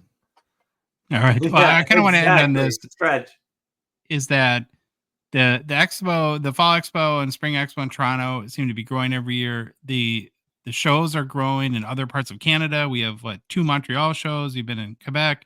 What's the big vision for the expo here? Like, is it going to continue to grow in more cities? Would it ever come to the US or? It is. And we do, Steve does own and operate. He's partner in a show in the US. We do Strongsville Sports Collectors Convention. Is it that's the one where the $2 million of baseball cards were stolen at Best Western, wasn't it? Thank you for that, Josh. I was really excited. You know what? I was like, you know what I wanted to say is like that's the best segue. No, but that has nothing to do with you. To be fair, it happened before. Let's preface it by saying it happened before the show started off site. To my defense, No. Yes, because we got to talk about this because it's so amazing that it has to be talked about. But it had nothing to do with your show. The part I can't. It was at a hotel. The cards never even made it to the show. Western. No, they didn't. Who ships $2 million of cards to a Best Western? It's not me to talk about or someone who made a bad decision. But I will say this: when your eyes flashed and you got excited, I'm like, oh, Josh has been to the show. He loves vintage. He would have come to see it. No, he wanted to gotcha. Yeah. But the show is awesome. The show is only no shiny, only vintage. Yeah, vintage baseball primarily, right? Tons of vintage baseball, tons of vintage football, vintage everything. Vintage hockey, vintage football, vintage basketball. Does I Chris love Soul it. set up? You know Chris Soul? He's a big baseball guy. Chris You guys don't Sewell? watch him? Yeah, That's he's his name? awesome. Really tall. Chris Sewell. Oh, Chris Sewell. No, he's not. But I love Chris. Chris was at the show he's last awesome. Yeah. I love Chris. I stalked Chris for 3 years. Like that's my job is to bring all of you guys in. And Chris was one of the ones like I found his show early in the pandemic. He's great. Loved the way he breaks down. Yeah. You know, not just what he sold the card for, but he factors in his hourly rate. Yeah. It's great. And his sell-through rate to come up with what is actual, you know, it really gives you a good understanding of the true business. Not just like I bought for this and I sold for this. What did it cost me to process the buy? He has almost comedy into it. Like I'm like, there's dry humor to some things he says, and I laugh, and I don't know if we were supposed to, but yeah. He is. He's got a very dry humor. Yeah, I love it. But yeah, Chris is great, and he's a really nice guy. Super part nice. of the I'm a giant tall person who does content creation in this hobby, like Josh and Jeremy Lee and Troy Reich. Tall Club. Tall Club. Tall Club. But do you ever see the Sport Card Expo brand coming to the US? Is that even a possibility or no? It's always a possibility. You know what? I think there's obviously, you know, we don't want to ruin anyone else's shows, but if we see a potential smart play for us to be in the market, Steve does great shows. If you asked me 3 years ago if we were going to be in Edmonton and Montreal twice a year and Quebec City, I would have said no chance. Mm-hmm. You know, I just didn't see that, but you just don't know.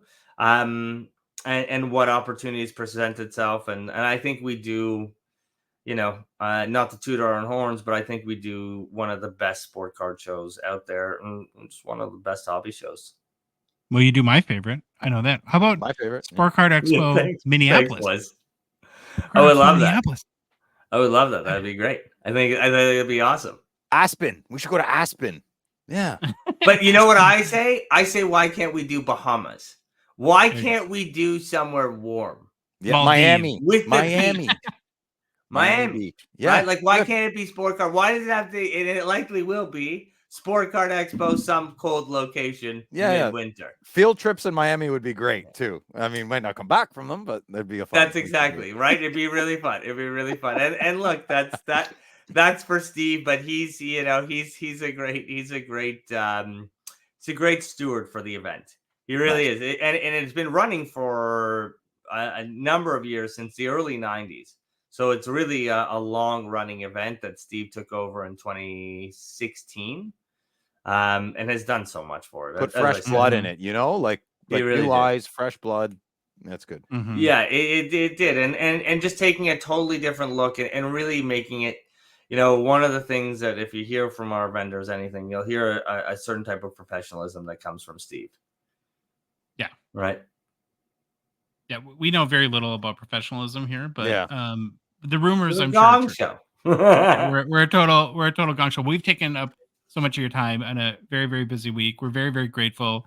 I just want to say, you know, for our audience that you know, that you've been a great friend to our show. You've been very helpful, even from the various early days of our show where we had a teeny tiny audience, and so I'm very appreciative to you, and you know, just want to say thanks for everything you've done for us. It's my pleasure, and it's nice to see and be part of, in some small way, what you guys are doing, and be a big supporter, because it's wicked. I want to get better branding and MKEM products and Sport Card Expo products, because what you're wearing is the peak. You talk about not being professional. You've got a neon sign behind you, a branded sweatshirt, a branded hat, and it all today I spent 2 years, literally 2 years, because I've been so picky, and it's been we went through dozens and dozens of samples, and these just came today, and so I'm dying of heat, but I'm wearing it because it feels like an accomplishment after how long I took my clothes off. I couldn't handle the heat. And so that's awesome. Yeah.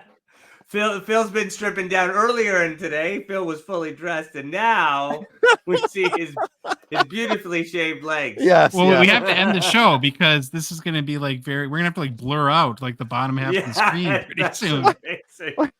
Well, thank you for having me. It's a pleasure to be on again. Thanks, all right. Appreciate you. Have a good one. Thank you. Goodbye. Thank you.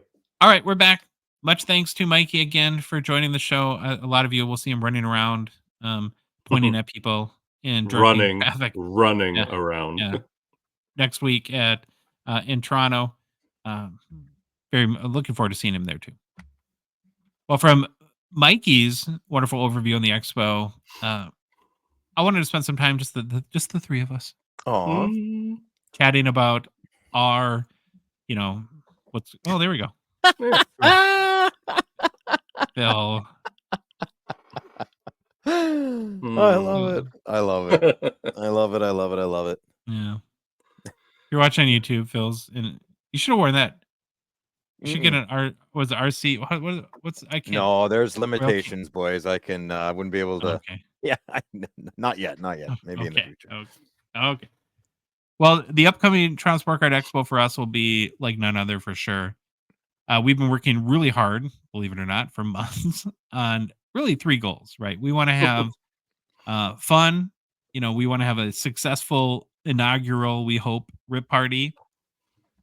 Make a great show for the Monday following the expo at the Slapsharks recording studio. We'll be live from the expo floor. And then doing all of this, kind of big stuff for our show while having a blast, right? Because fun is the number one, right, Phil? Absolutely. Fun trumps everything. Mm-hmm. Now, to give everyone an idea of like our schedule, which is kind of crazy. So, and if you're watching, you can see Louis and I in the big white truck there. We'll be taking off next Tuesday morning. What do we decide, Louis? 3 a.m.? Really? 3 a.m. Oh my God. That's going to be amazing. You're not even going to go to bed. Yeah. No. Now, this time, Louis, are we going to have breaks? Is that part of the plan for our 17-hour trip to Toronto? Breaks? Do we like anything you need? Anything you need. You remember that, Phil? Yeah, I remember it loud and clear. Yeah. We're like 2 hours down the road, and Louis looks at me. He's like, "Oh, dang! I knew I forgot something." I'm like, "What? Do you forget your passport? Do you forget? what do we need?" Oh my! He's like, "This truck barely has brakes." Terrible. Well, you made it. You're okay. You're good. Yeah, I'm like, oh no, is that important? They were fine. They just did the typical Sequoia Tundra. When they're getting low, they like to shake a little bit. Yeah, you were fine. You've done them since, though, right, Louis? Oh yeah, you did them last week. No, that was another Carvis. Oh, okay. Yeah. But yes, yeah. Louis, they're fine, Phil. Louis like, hey, can you give me like a mile heads up when we need to stop so I can downshift? No. Yeah. So I think we'll breaks. Now, Louis does have a really big SUV. What you're compensating for at that, we'll leave it up to you, I guess. Lord Farquaad. Super comfortable. It's pretty awesome in circumstances like these. But with that being said, we both had some bouts of hobby sweats, I would say, Louis, this past week, worrying that all the crap we're bringing will fit in your massive truck, because we have plans to bring a lot of stuff, right? I heard a rumor you keep adding I have plans to bring what we need to do, but you want to put 10 pounds of poop into a 5-pound bag, buddy. Yeah. My latest one, Phil, is I have the bubble hockey. Mm-hmm. Like the real deal bubble super checks. You should bring it.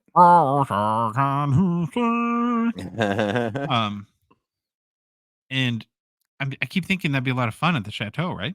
I think it would be great. Bubble hockey? Yeah, absolutely. Yeah, when are we going to find time to play it? We'll get it in there. We'll make it work. We might have like, how it's got like the poles that stick out? We might have like bubble hockey poles like sticking out the moonroof or something. It'll work. Yeah. It'll be Uh, obvious when you get stopped at the border. What are you guys doing? Where are you going? Like, I think it's a little obvious. Bubble hockey tournament. That is going to be a total disaster. I'm budgeting like 7 hours to be searched at the border, because it's like we're moving to Canada. We literally have that much stuff. Just show them the YouTube channel. Yeah. Maybe I should wear my uniform. Yeah, do that. It's not Halloween. I'm a real Hockey Cards podcaster. Show them the Celebrini interview. Be like, looks, man, I'm legitimate. These other guys, not so much, but come on. I asked him if he collected hockey cards when he was younger. The CBSA agent? Yeah. Oh, really? No. Macklin Celebrini. That's what I would say. Okay. To them.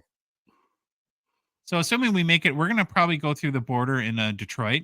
We're going to go past, 8 Mile and pay our respects to Eminem. Mom spaghetti. And, maybe Louie and I will do a rap battle or two. Sure. You'd be good at that, huh? Mm-hmm. Freestyle. Then we're going to be spending the night in Windsor, Canada. We're going back to the scene of the crime. Same hotel we stayed at during the last episode. Yes. Yeah. So that's where I did the only time I ever recorded a solo show. And I hated that, by the way. Like, Troy liked it.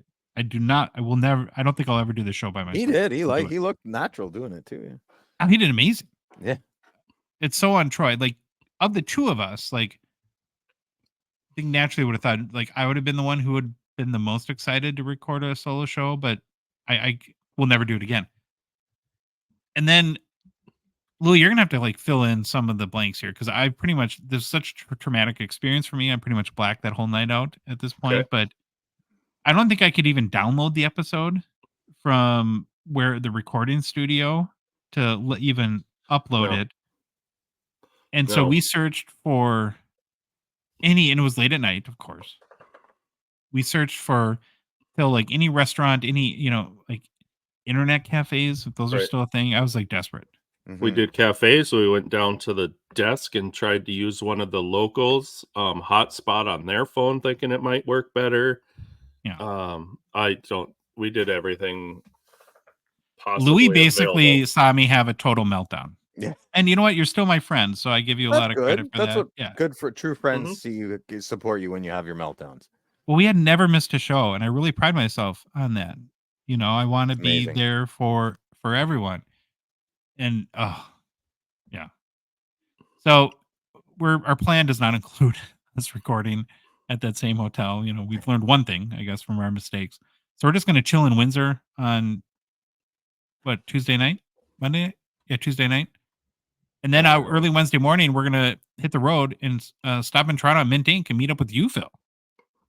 How far is from Windsor to Toronto?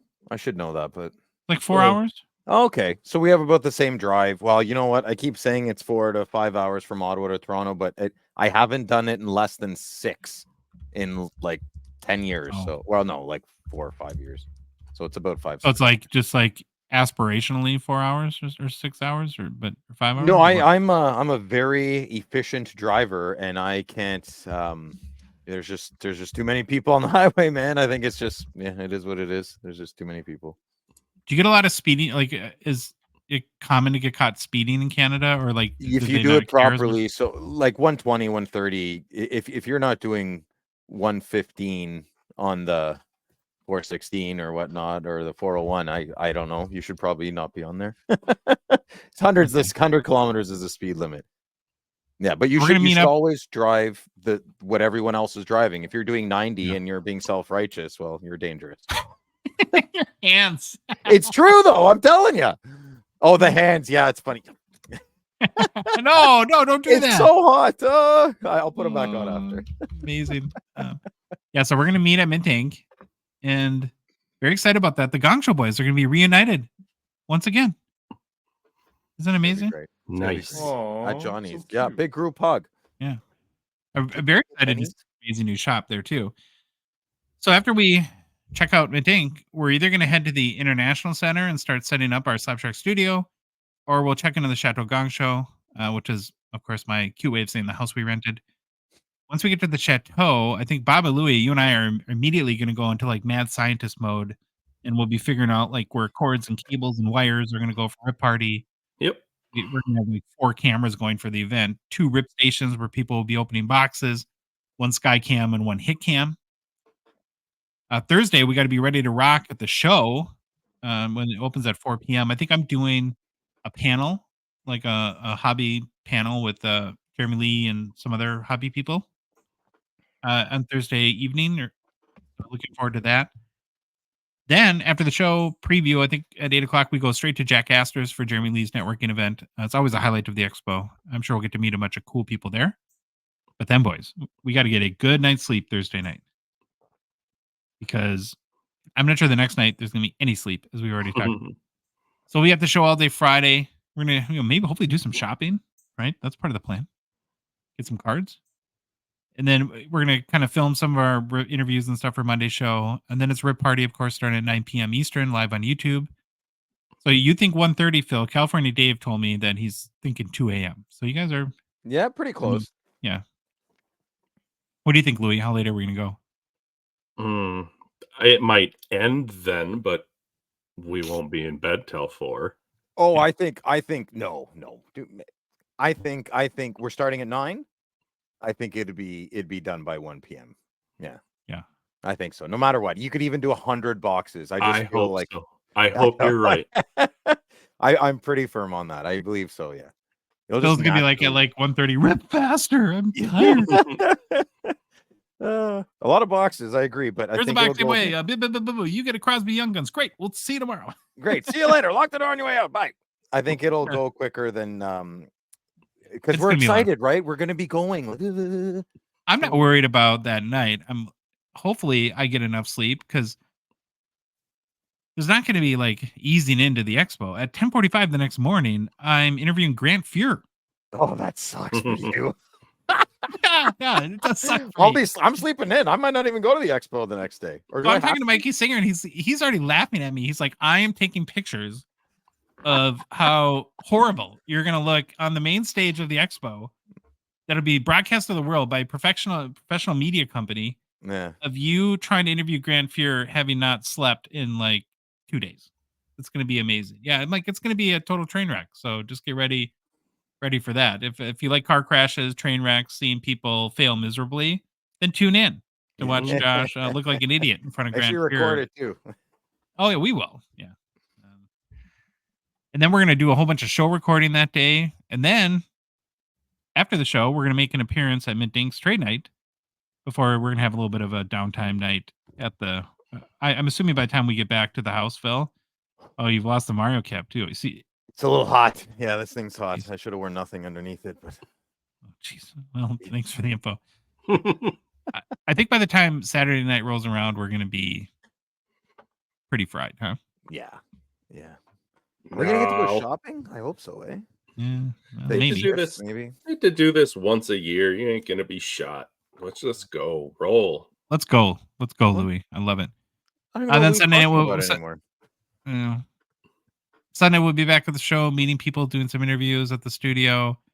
Then that night we got to build, edit, upload Monday's show, and then Louis and I drive back Monday morning to Minnesota. Phil, you head back to Ottawa.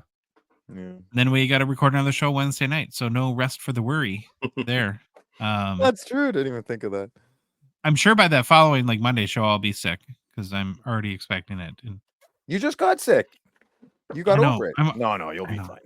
I'm not over mine yet. This is lingering. Really? Yeah. That's crazy. So that's our plan. It's gonna be a lot of fun. I cannot wait. I'm so excited. I cannot wait. All right. I asked you guys to write down some personal goals from the heart. Right? What you want to do and accomplish and at the SPO, as people like to call it. So Phil, we're gonna start with you. Yeah. What are your goals for the fall Sport Card Expo? Well, my first goal is a little selfish, but I think other fathers would be able to relate. I want some good father-son time with Hasselhoff, whose real name is Cole. Maybe I need to stop calling him Hasselhoff, because every time so cute. Every time somebody finds out his real name isn't Hasselhoff, they give me a look. Like, what, you never heard the nickname? Anywho. Yeah, so wait, can we stop in there? People really think that you would name your kid Hasselhoff? Jeremy, he thought so. Bobby thought so in our Discord. I was like, you can't. Oh my gosh! Like, you can't be serious. But I think Louis is talking, but he's on mute. Yeah, didn't Jeremy think it was your dog's name or something? Oh, that's right. Yes, he thought it was my dog's name. Yeah. And you were like, "Sorry, what? What did you say, Jeremy? No." So yes, so you're looking for some father-son bonding. Yeah, it's going to be hard while we're there, but he's a representation of myself, so he'll be part of the group just like last time. More so for the drive there and the drive back, because he's 16 and we're getting along great these days. So, and so don't get any speeding tickets. Not that I've ever had more than 3 before driving to Toronto. There's no real big rush. Wait. You've had 3 tickets in one drive to Toronto? They're toll highway tickets. They're not tickets. They're just when you take the express highway. Yeah. Yeah, I take the express speeding highway. tickets. You can get a speeding ticket in the city of Toronto, not on the yes, with the cameras. Yeah, and it's Ontario, so it hits me every time. Yeah, it happens often. I really want to try and get some good content for my Loud Collector YouTube. I haven't done any videos on there, and that's like the ultimate expression of myself, my channel. So I'd like to get some content on there, see what I can do. I made a lot of deals with some dealers in the last couple of months. So I got at least 4 cards I have to run around. I'm hoping to get it Wednesday night. I'm sorry, good listener. I know you're not allowed in there, but we're putting a lot of work into this thing. I'm allowed some perks. So Wednesday night, I hope I see some of the dealers I bought cards from at the expo, and I can just run around and pay for them quick. And I want to go to Grizzly Sports Cards and see if maybe buy a last-minute purchase for Rip Party. That's a big maybe. Ooh. Big maybe. I know. I'm excited. I know he's got a 15-16 OPG Platinum, so I'm really jacked up. I kind of want to buy that. I think that's the best year. I'm trying to get him at 800. What do you think? That'd be cool, eh? No Not idea. for donation. I'm keeping the box, for the record. Oh, greedy. Yeah. Grinch. Oh, please. You're a Rip Party Grinch. You know what the gas costs to drive there? Okay. And then I think I can end it off with cards I'm looking for. So I definitely have to run around the expo faster than you to find all the holo types, because I know we both want to collect that. And I was thinking I could buy them and maybe sell them back to you. And I want to bring Louis to Quincy Cards at Steve Angel, introduce him because he really wants to buy a Medano card. And Steve's a great guy. I just want you to shake his hands because he has the biggest hands I've ever seen in my life. He's from big old Saskatchewan boy. Hunt for that's the middle of Canada, guys. So I also want to hunt for exquisite autos. Of course, the classic design. Jake Sanderson 4-color cup card. And I added this lastly. I want to look for some C56 hockey cards after Jeremy's little expose last week. Yeah. I want the Frank Patrick. Yeah. Oh, cool. To have the first hockey card? Isn't that crazy? I just think that just so special. I feel like a silly person not respecting that more before. The thing about this, Phil, that's just wild to me, especially like thinking about your hobby transformation in the past year, is there's no mention of Brady Tkachuk on here at all. I have them all. What do you buy? Santa So you Claus kind of for had Christmas? to evolve then, right? Just because you ran out of stuff to buy. Is that what happened?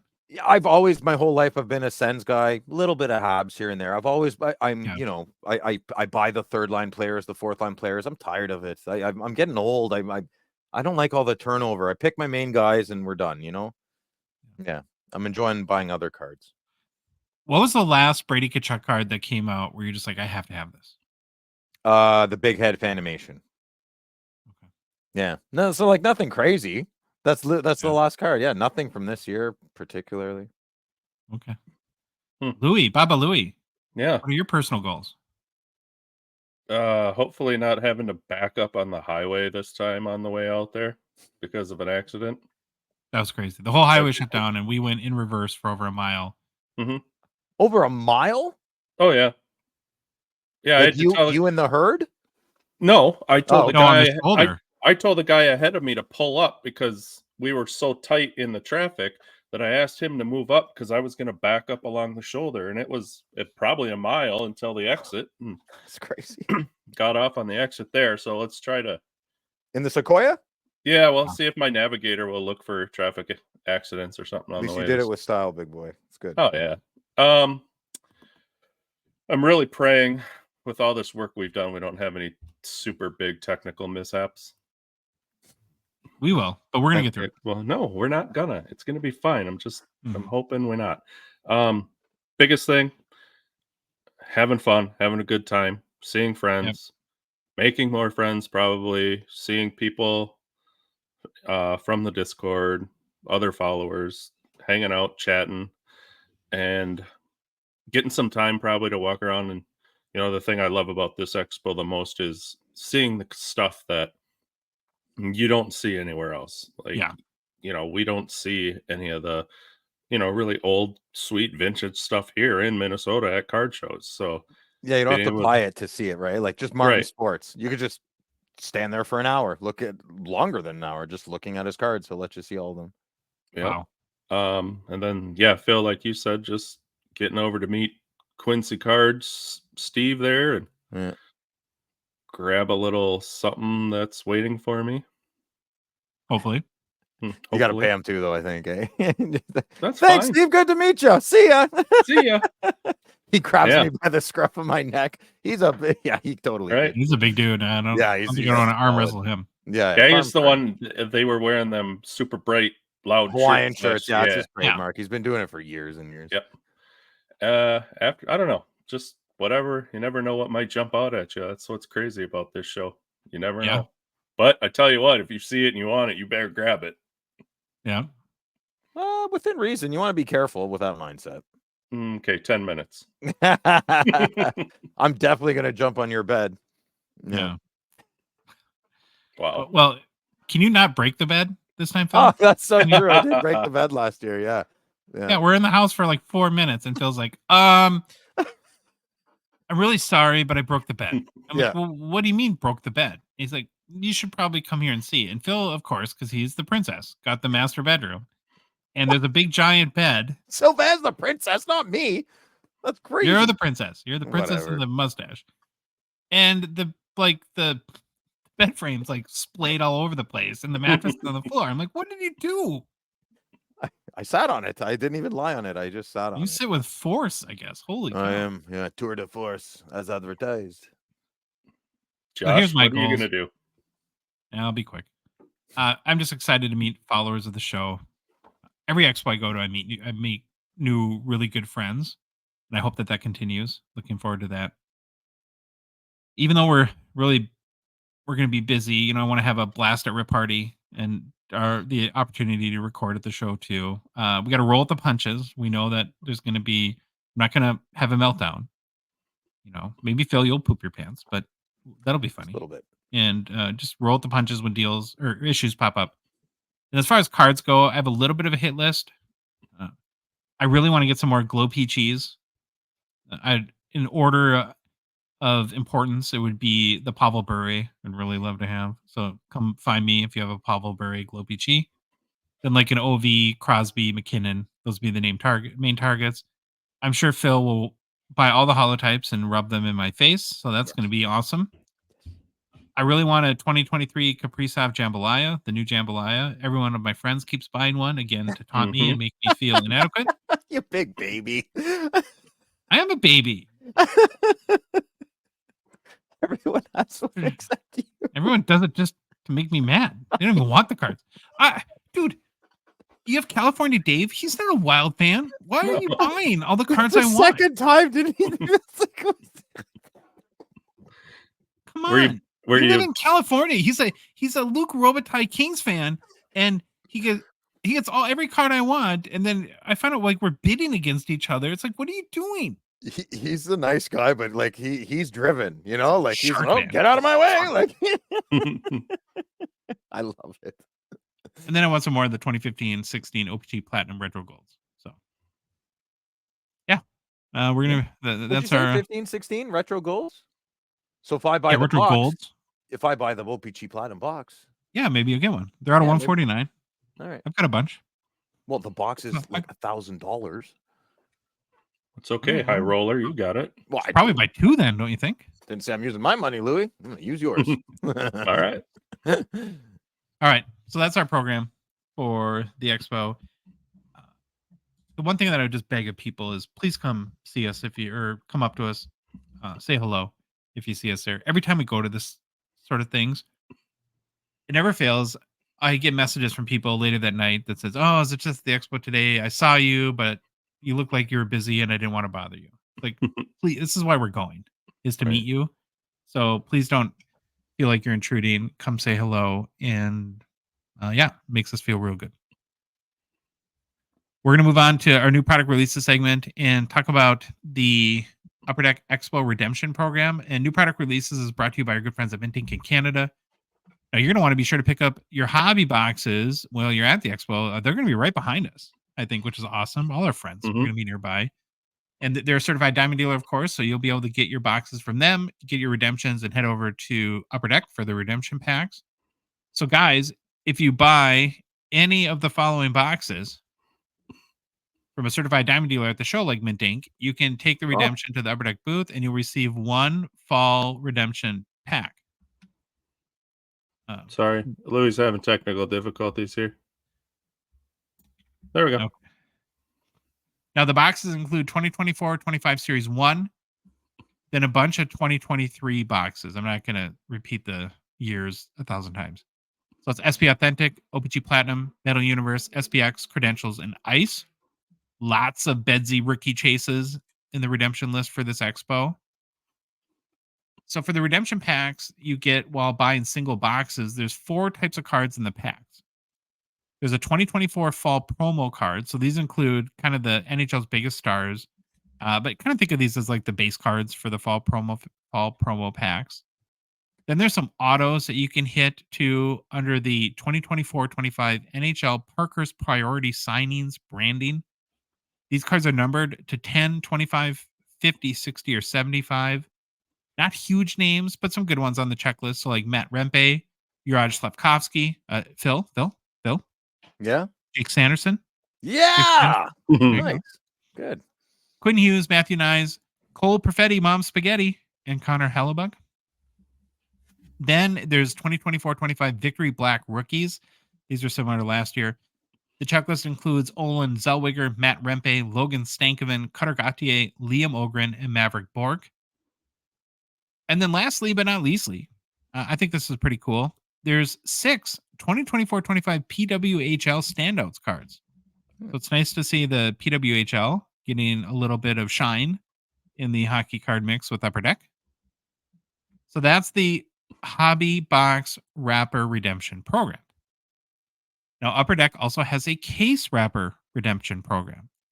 So it's the same boxes, right? If you buy them in the case format, so it's 2024-25 Series 1, and then the 2023-24 products of SP Authentic, OPG Platinum, Metal Universe, SPX, Credentials, and Ice. You'll get 10 fall promo packs, the checklist we just went through, for every case that you buy, plus a randomly drawn auto from the Case Breaker checklist. So all these cards are 2024-25 NHL Parkhurst Priority Signings exclusives cards. Every one is numbered out of 5. Highlights of the players on the checklist include Brad Marchand, Brady Tkachuk. You ever heard of him, Phil? Brady Tkachuk? Good call. Yeah. Is he a good player? Excellent player. Excellent. Oh, good. Cale McCarr, J-Rob, Dalabil Kirill, y'all. Kirill Kaprizov. Flower, snubbed by Phil from the Golden Knights Hobby Mall Rushmore. You jerk, not true. Mitch Marner and Tage Thompson. And then there's 2 dual auto cards. So these will probably be the main enchiladas people. There's Kucherov and Barkov. And then there's an Ovi and McDavid out of 5. These are both out of 5 as well. Sticker autos. Yeah, I think they always are for the expo. Oh, really? Okay. And then finally, Upper Deck does some very popular daily drawings where they give away boxes from their double-decker booth. This will happen all 4 days at the expo, so Thursday at 5 p.m., and then Friday, Saturday, and Sunday at 2 p.m. So, yeah. Now, if we were smart, we would promote like the wrong times from the Upper Deck side. We totally should. Tell the whole world it's like 3 hours after, and then we're like the only people there, and we just win all the boxes. But no. God, let's edit this. Let's edit this. Yeah. So, yeah, that's the Upper Deck Wrapper Redemption and Case Redemption Program. Some good cards on the check. That's funny though, Phil. I didn't see any Shane Pinto autos. Think that was a mistake, or what happened? No, he's injured. He's day to day with lower body injury, so he couldn't meet up. He couldn't meet Billy to sign the cards. So, because of his lower body, or yes, he couldn't get out of the house. He has to recover. He's on rehab. Do you think we could talk to Upper Deck about having him next year making like I want to see every Shane Pinto auto card now out of 400? Wouldn't that be great? Just let the year finish. I'll let you keep making fun of me if it's well deserved. I don't think it will be though. We'll see. Yeah. I'll probably keep making fun of you either way. Fair enough. That is. We just make fun of each other. Yeah, good point. All right. Well, time for our Fanatics Collect Weekly Preview. Fanatics is a Gongshow partner sponsor. We are very thankful for their support of this little train wreck we all love, the Hockey Cards Gongshow. The November premiere auction is just a week away, so mark your calendars. You'll want to see what Grail cards are available as the auction starts. The premiere auction will run from November 7th through the 21st via fanaticscollect.com. But don't sleep while you're waiting on the Buy Now Marketplace. There's some great deals to be had. So I picked out one. I thought this was like, if you're like in the market for a Bedsy Young Gun, here's an SGC 9.5. It's not 10, but it's $415. Right. SGC is, I think they're known as, pretty. They're great. They're pretty tough graders. Yeah. And so, maybe you don't want to spend $1,000 or $700, whatever, $800, whatever a Bedsy is at this point. And I just thought, good option. There's like 4,000 other cards to choose from. And of course, the current Fanatics Collect Weekly Auction is live and ends this upcoming Sunday night. Jeremy Lee and I will be live on his YouTube channel, Sports Cards Live, for our weekly auction hockey watch party. It starts at 8:30 Central. Hope to all see you there and in the chat. Canada Phil, Baba Louie, and I have each picked out our favorite vintage modern cards from this week's auction. I'm going to start with my vintage fave. So I went with the card, a 1951 Parkhurst Sid Abel. And I sat and I thought for a long time. I'm like, have we ever talked about Sid on our show? And I concluded we hadn't, which almost assuredly means that we have. But I forget our show almost instantly anyway, so it was new to me, at least. But we probably talked about him like 20 times. I think I have like show dementia or something like that. It's hard to keep track of everything back then. I mean, it's difficult. It's tough. So this 1951 Parker Sid Abel rookie is in a PSA 8, has a pop of 22, 2 graded higher. There's one 8.5 and one PSA 9. The card is off-center, right to left, and top to bottom. There's some slight corner issues on the top corners. A color on the card, though, is really awesome. And then the printed words on the front are very dark and clear, which you don't see a lot. Or you see often in like the Parkies, the 51 Parkies, that like the red can be difficult to read or something like that. Very faded.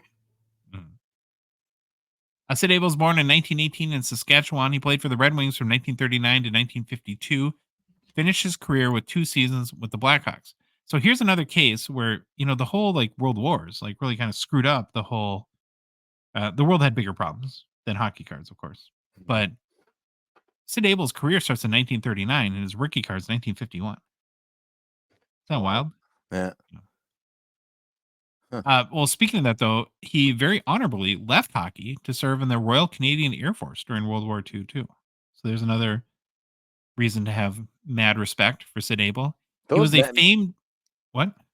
Those guys back then, I just can't get over it. They're just... They're legendary. They're legendary people. Play, fight. Play, go to war. Yeah.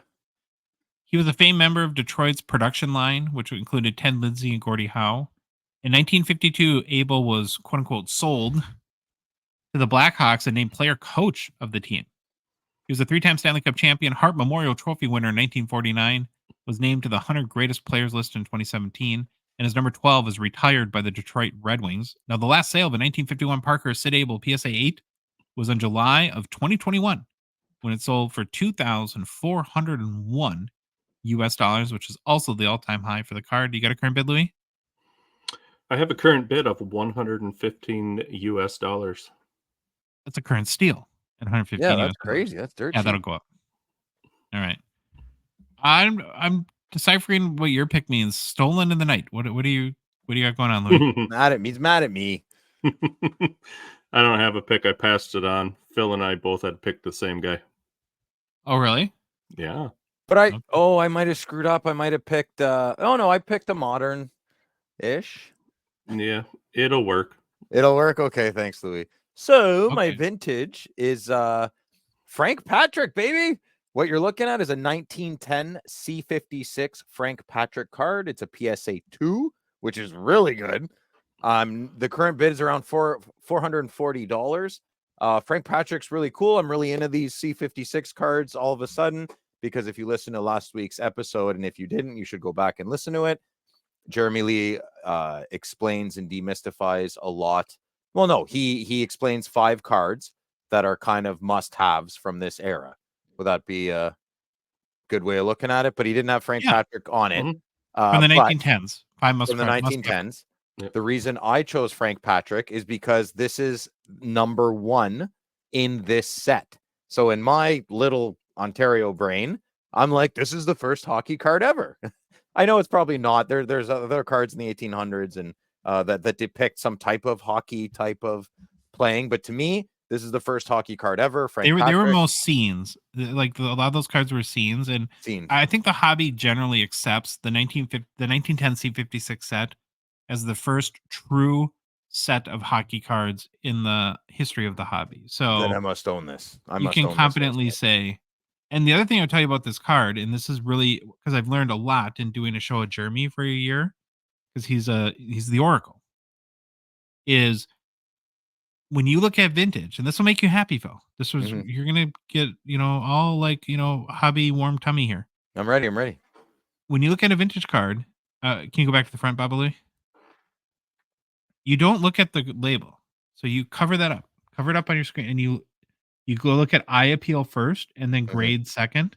And I would say for a PSA 2, at least at a distant, this says card is really nice eye appeal. Right? Every PSA 2 card is going to have major issues. That's why it's the 2. But it comes down to, do those issues like distract you from enjoying the card? Where this card, I mean, the centering is kind of amazing on this card. It's some of these like lower grade cards like will be bent in half over the player's face, and you just can't. Where this one I think is a really nice. You might want to bid on this one, Phil. Yeah, I'm more trusting, and I'm more of an in-person guy. Okay. And if I can buy it in, I want to do SGC slabs. I like them better for the vintage. So I'd like to pick one up in an SGC slab. But I want to say why I like Frank. So Frank was born in Ottawa, and that's a big one. And a lot of these cards are Renfrew County, which is 45, 50 minutes away from me. I'm born and raised at the west end of Ottawa. So these are hitting a bone as I'm growing older and realizing my mortality. I want to maybe pick up some of these cards. So that's my pick. Great card. Nice card. Thank you. All right, Louis punted on his responsibility. No, I handed it off. He did. Your hand off is my punt, but I'll agree to disagree. So for modern, I picked the 2005 Black Diamond Quad Diamond Alexander Ovechkin Rookie PSA 10 Demint. This is actually one of my favorite OV rookie cards. I love these. Like many cards we talk about, I consider this a cool Young Guns alternative. So when you look at, I think I mentioned Pop 51 on this one, PSA 10. Ovi's Young Guns PSA 10 Pop is 1,264. So there's like 1,200 more PSA 10s in this card. And yeah, you can get a cheaper, lower pop card, just if you want something different than the Young Guns. To me, my favorite part of the card is the of course, now retro Capitals black uniforms that Ovi was rocking in the picture. I wish I could find the pack odds for these. I spent, like 28 minutes, half hour. And when you get to these quote unquote older sets, like 20 years ago, which shouldn't be that. I mean, the internet was around. There wasn't like a lot of like record keeping in this hobby. Oh, I guess. Yeah, I couldn't find anywhere where like what was, because I know just like today, there's the single diamond, double, triple, and quad diamond, and then the pack odds get progressively worse. I wanted to kind of see how rare this card might be. Only 254 have been graded, so it's not super common. So I mean, that was something I wish that existed in the hobby. Anyways, super cool OV card, low pop, not nearly as expensive as his Young Guns. Last sale for one of these was just a few days ago. $2,000 US via eBay, which is about half of what his Young Guns PSA 10 costs. All-time high for one of these cards is at $5,625 US in February 2022. What was interesting about that sale, going back 2.5 years, is that in the title it says the pop was 37. So in that case, the pop has increased by 14 in the past 2.5 years or so. And I think like it's a good reminder that if you're looking at eBay listings or something like that, or any sort of card listing where it says pop 7, you have to kind of do some mental math and try to figure out like, well, what's the likelihood that can increase? Because they're trying to establish some of the value on a card being super rare, and the pop can go up over time. Pop counts are fluid. That's always good to remember. Got a current bid, Louis? Current bid $625 US. Okay, Louis, did you punt on your modern responsibility or did you do it here? No, I did this one. All right, let's hear it. Let's see it. 2005 Upper Deck Sidney Crosby rookie class. I picked this one out simply because, like your Ovi, this to me was a good alternate to one of his Young Guns. I'd never heard of this rookie class card before, so I thought it was interesting. Good card, great price point if you want to get into a rookie Crosby. Nothing more detailed than that. That's why it stuck out to me, though. I figured it's a great thing. A Crosby Young Guns rookie like Ovi is a major chunk of change. Right. And if you want to have a Crosby rookie, not everyone has thousands of dollars to buy one. Right. Here in a 10. Looks good. Yep. Number 1 in the set. One of these actually did sell October 27th. So just a few days ago for $112.50 or $125.50. And right now we're sitting at a current bid of $76 US. He was assistant captain his rookie year and his second year. It's kind of weird. Oh, that's a rookie. Yeah, he must have been an A. Huh. Interesting. Yeah. What's your pick for modern, Phil? My pick for modern, and it is modern because I'm 43. It's my modern. It was my vintage pick. Yeah. Quiet, Louis. It's 1984 OPC Chris Chelios, my Greek brother from another mother. He's got serious hockey mouth in the bottom right-hand corner. It's not that rough cut, but it's a little bit rough cut, and it's a little bit more rough cut on the right-hand side, which is kind of funny. It's usually I find more on the left. I do have 2 OPC rookies already. They're not graded, and I believe they look even better than this. They should hit a 10 if I ever slob them up. But we know how that goes with my track record. So certain guys from the 80s, I just love to have. Chelios, Brett Hull, they're all Iserman. They're your staples, the staples in my collection.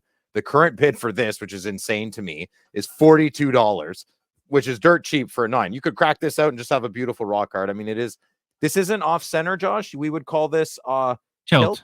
Tilt. Okay. Yep. I also have another question, and I'm kind of embarrassed I don't know the answer. I thought maybe you would know. There's no tops in 1984. There's certain, you know what I mean? Like, I don't think they produced them for a few years. Okay. Yeah. I guess they just stopped after. Yeah. But so current bid's $42. I think it's great.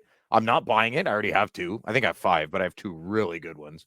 And big Habitant fan back in the day, and a big Chelios fan.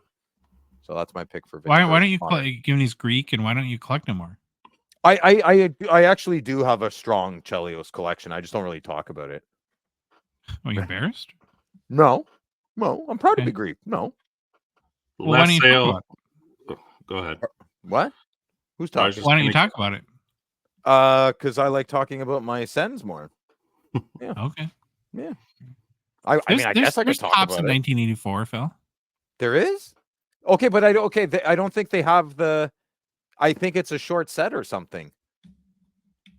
So you're saying there's no Chelios? I can't find a Chelios tops. I've never seen one. So okay, hold on. All right, Louis, what were you saying, buddy? You were saying current something or other. Macaroons, schmuckaroons. Last sale was September 26th of this year for $160 for a 9, a PSA 9. Yeah. Oh wow, it's cheap, man. That's so crazy. Yeah, it is weird that there's no. I'm not. No, there is. I've never seen one, Josh. Huh. Like it's not I thought of it today. I'm telling you, I've never seen one. Yeah, but I have a tops and OPG Iserman. Yeah. Well, somebody comment like why there's no tops, because there is an Iserman, but why there's no Chelios? That is weird. I think it's an extended. There's something there. So I once knew at some point. I'm sure Jeremy will tell us. I'm probably sure I had to explain to me too, and I've just forgot. But. Yeah. All right, boys. No personal pickups because we're big hobby losers. Losers. All right. Well, I could show nice cards, but they're not pickups. Yeah.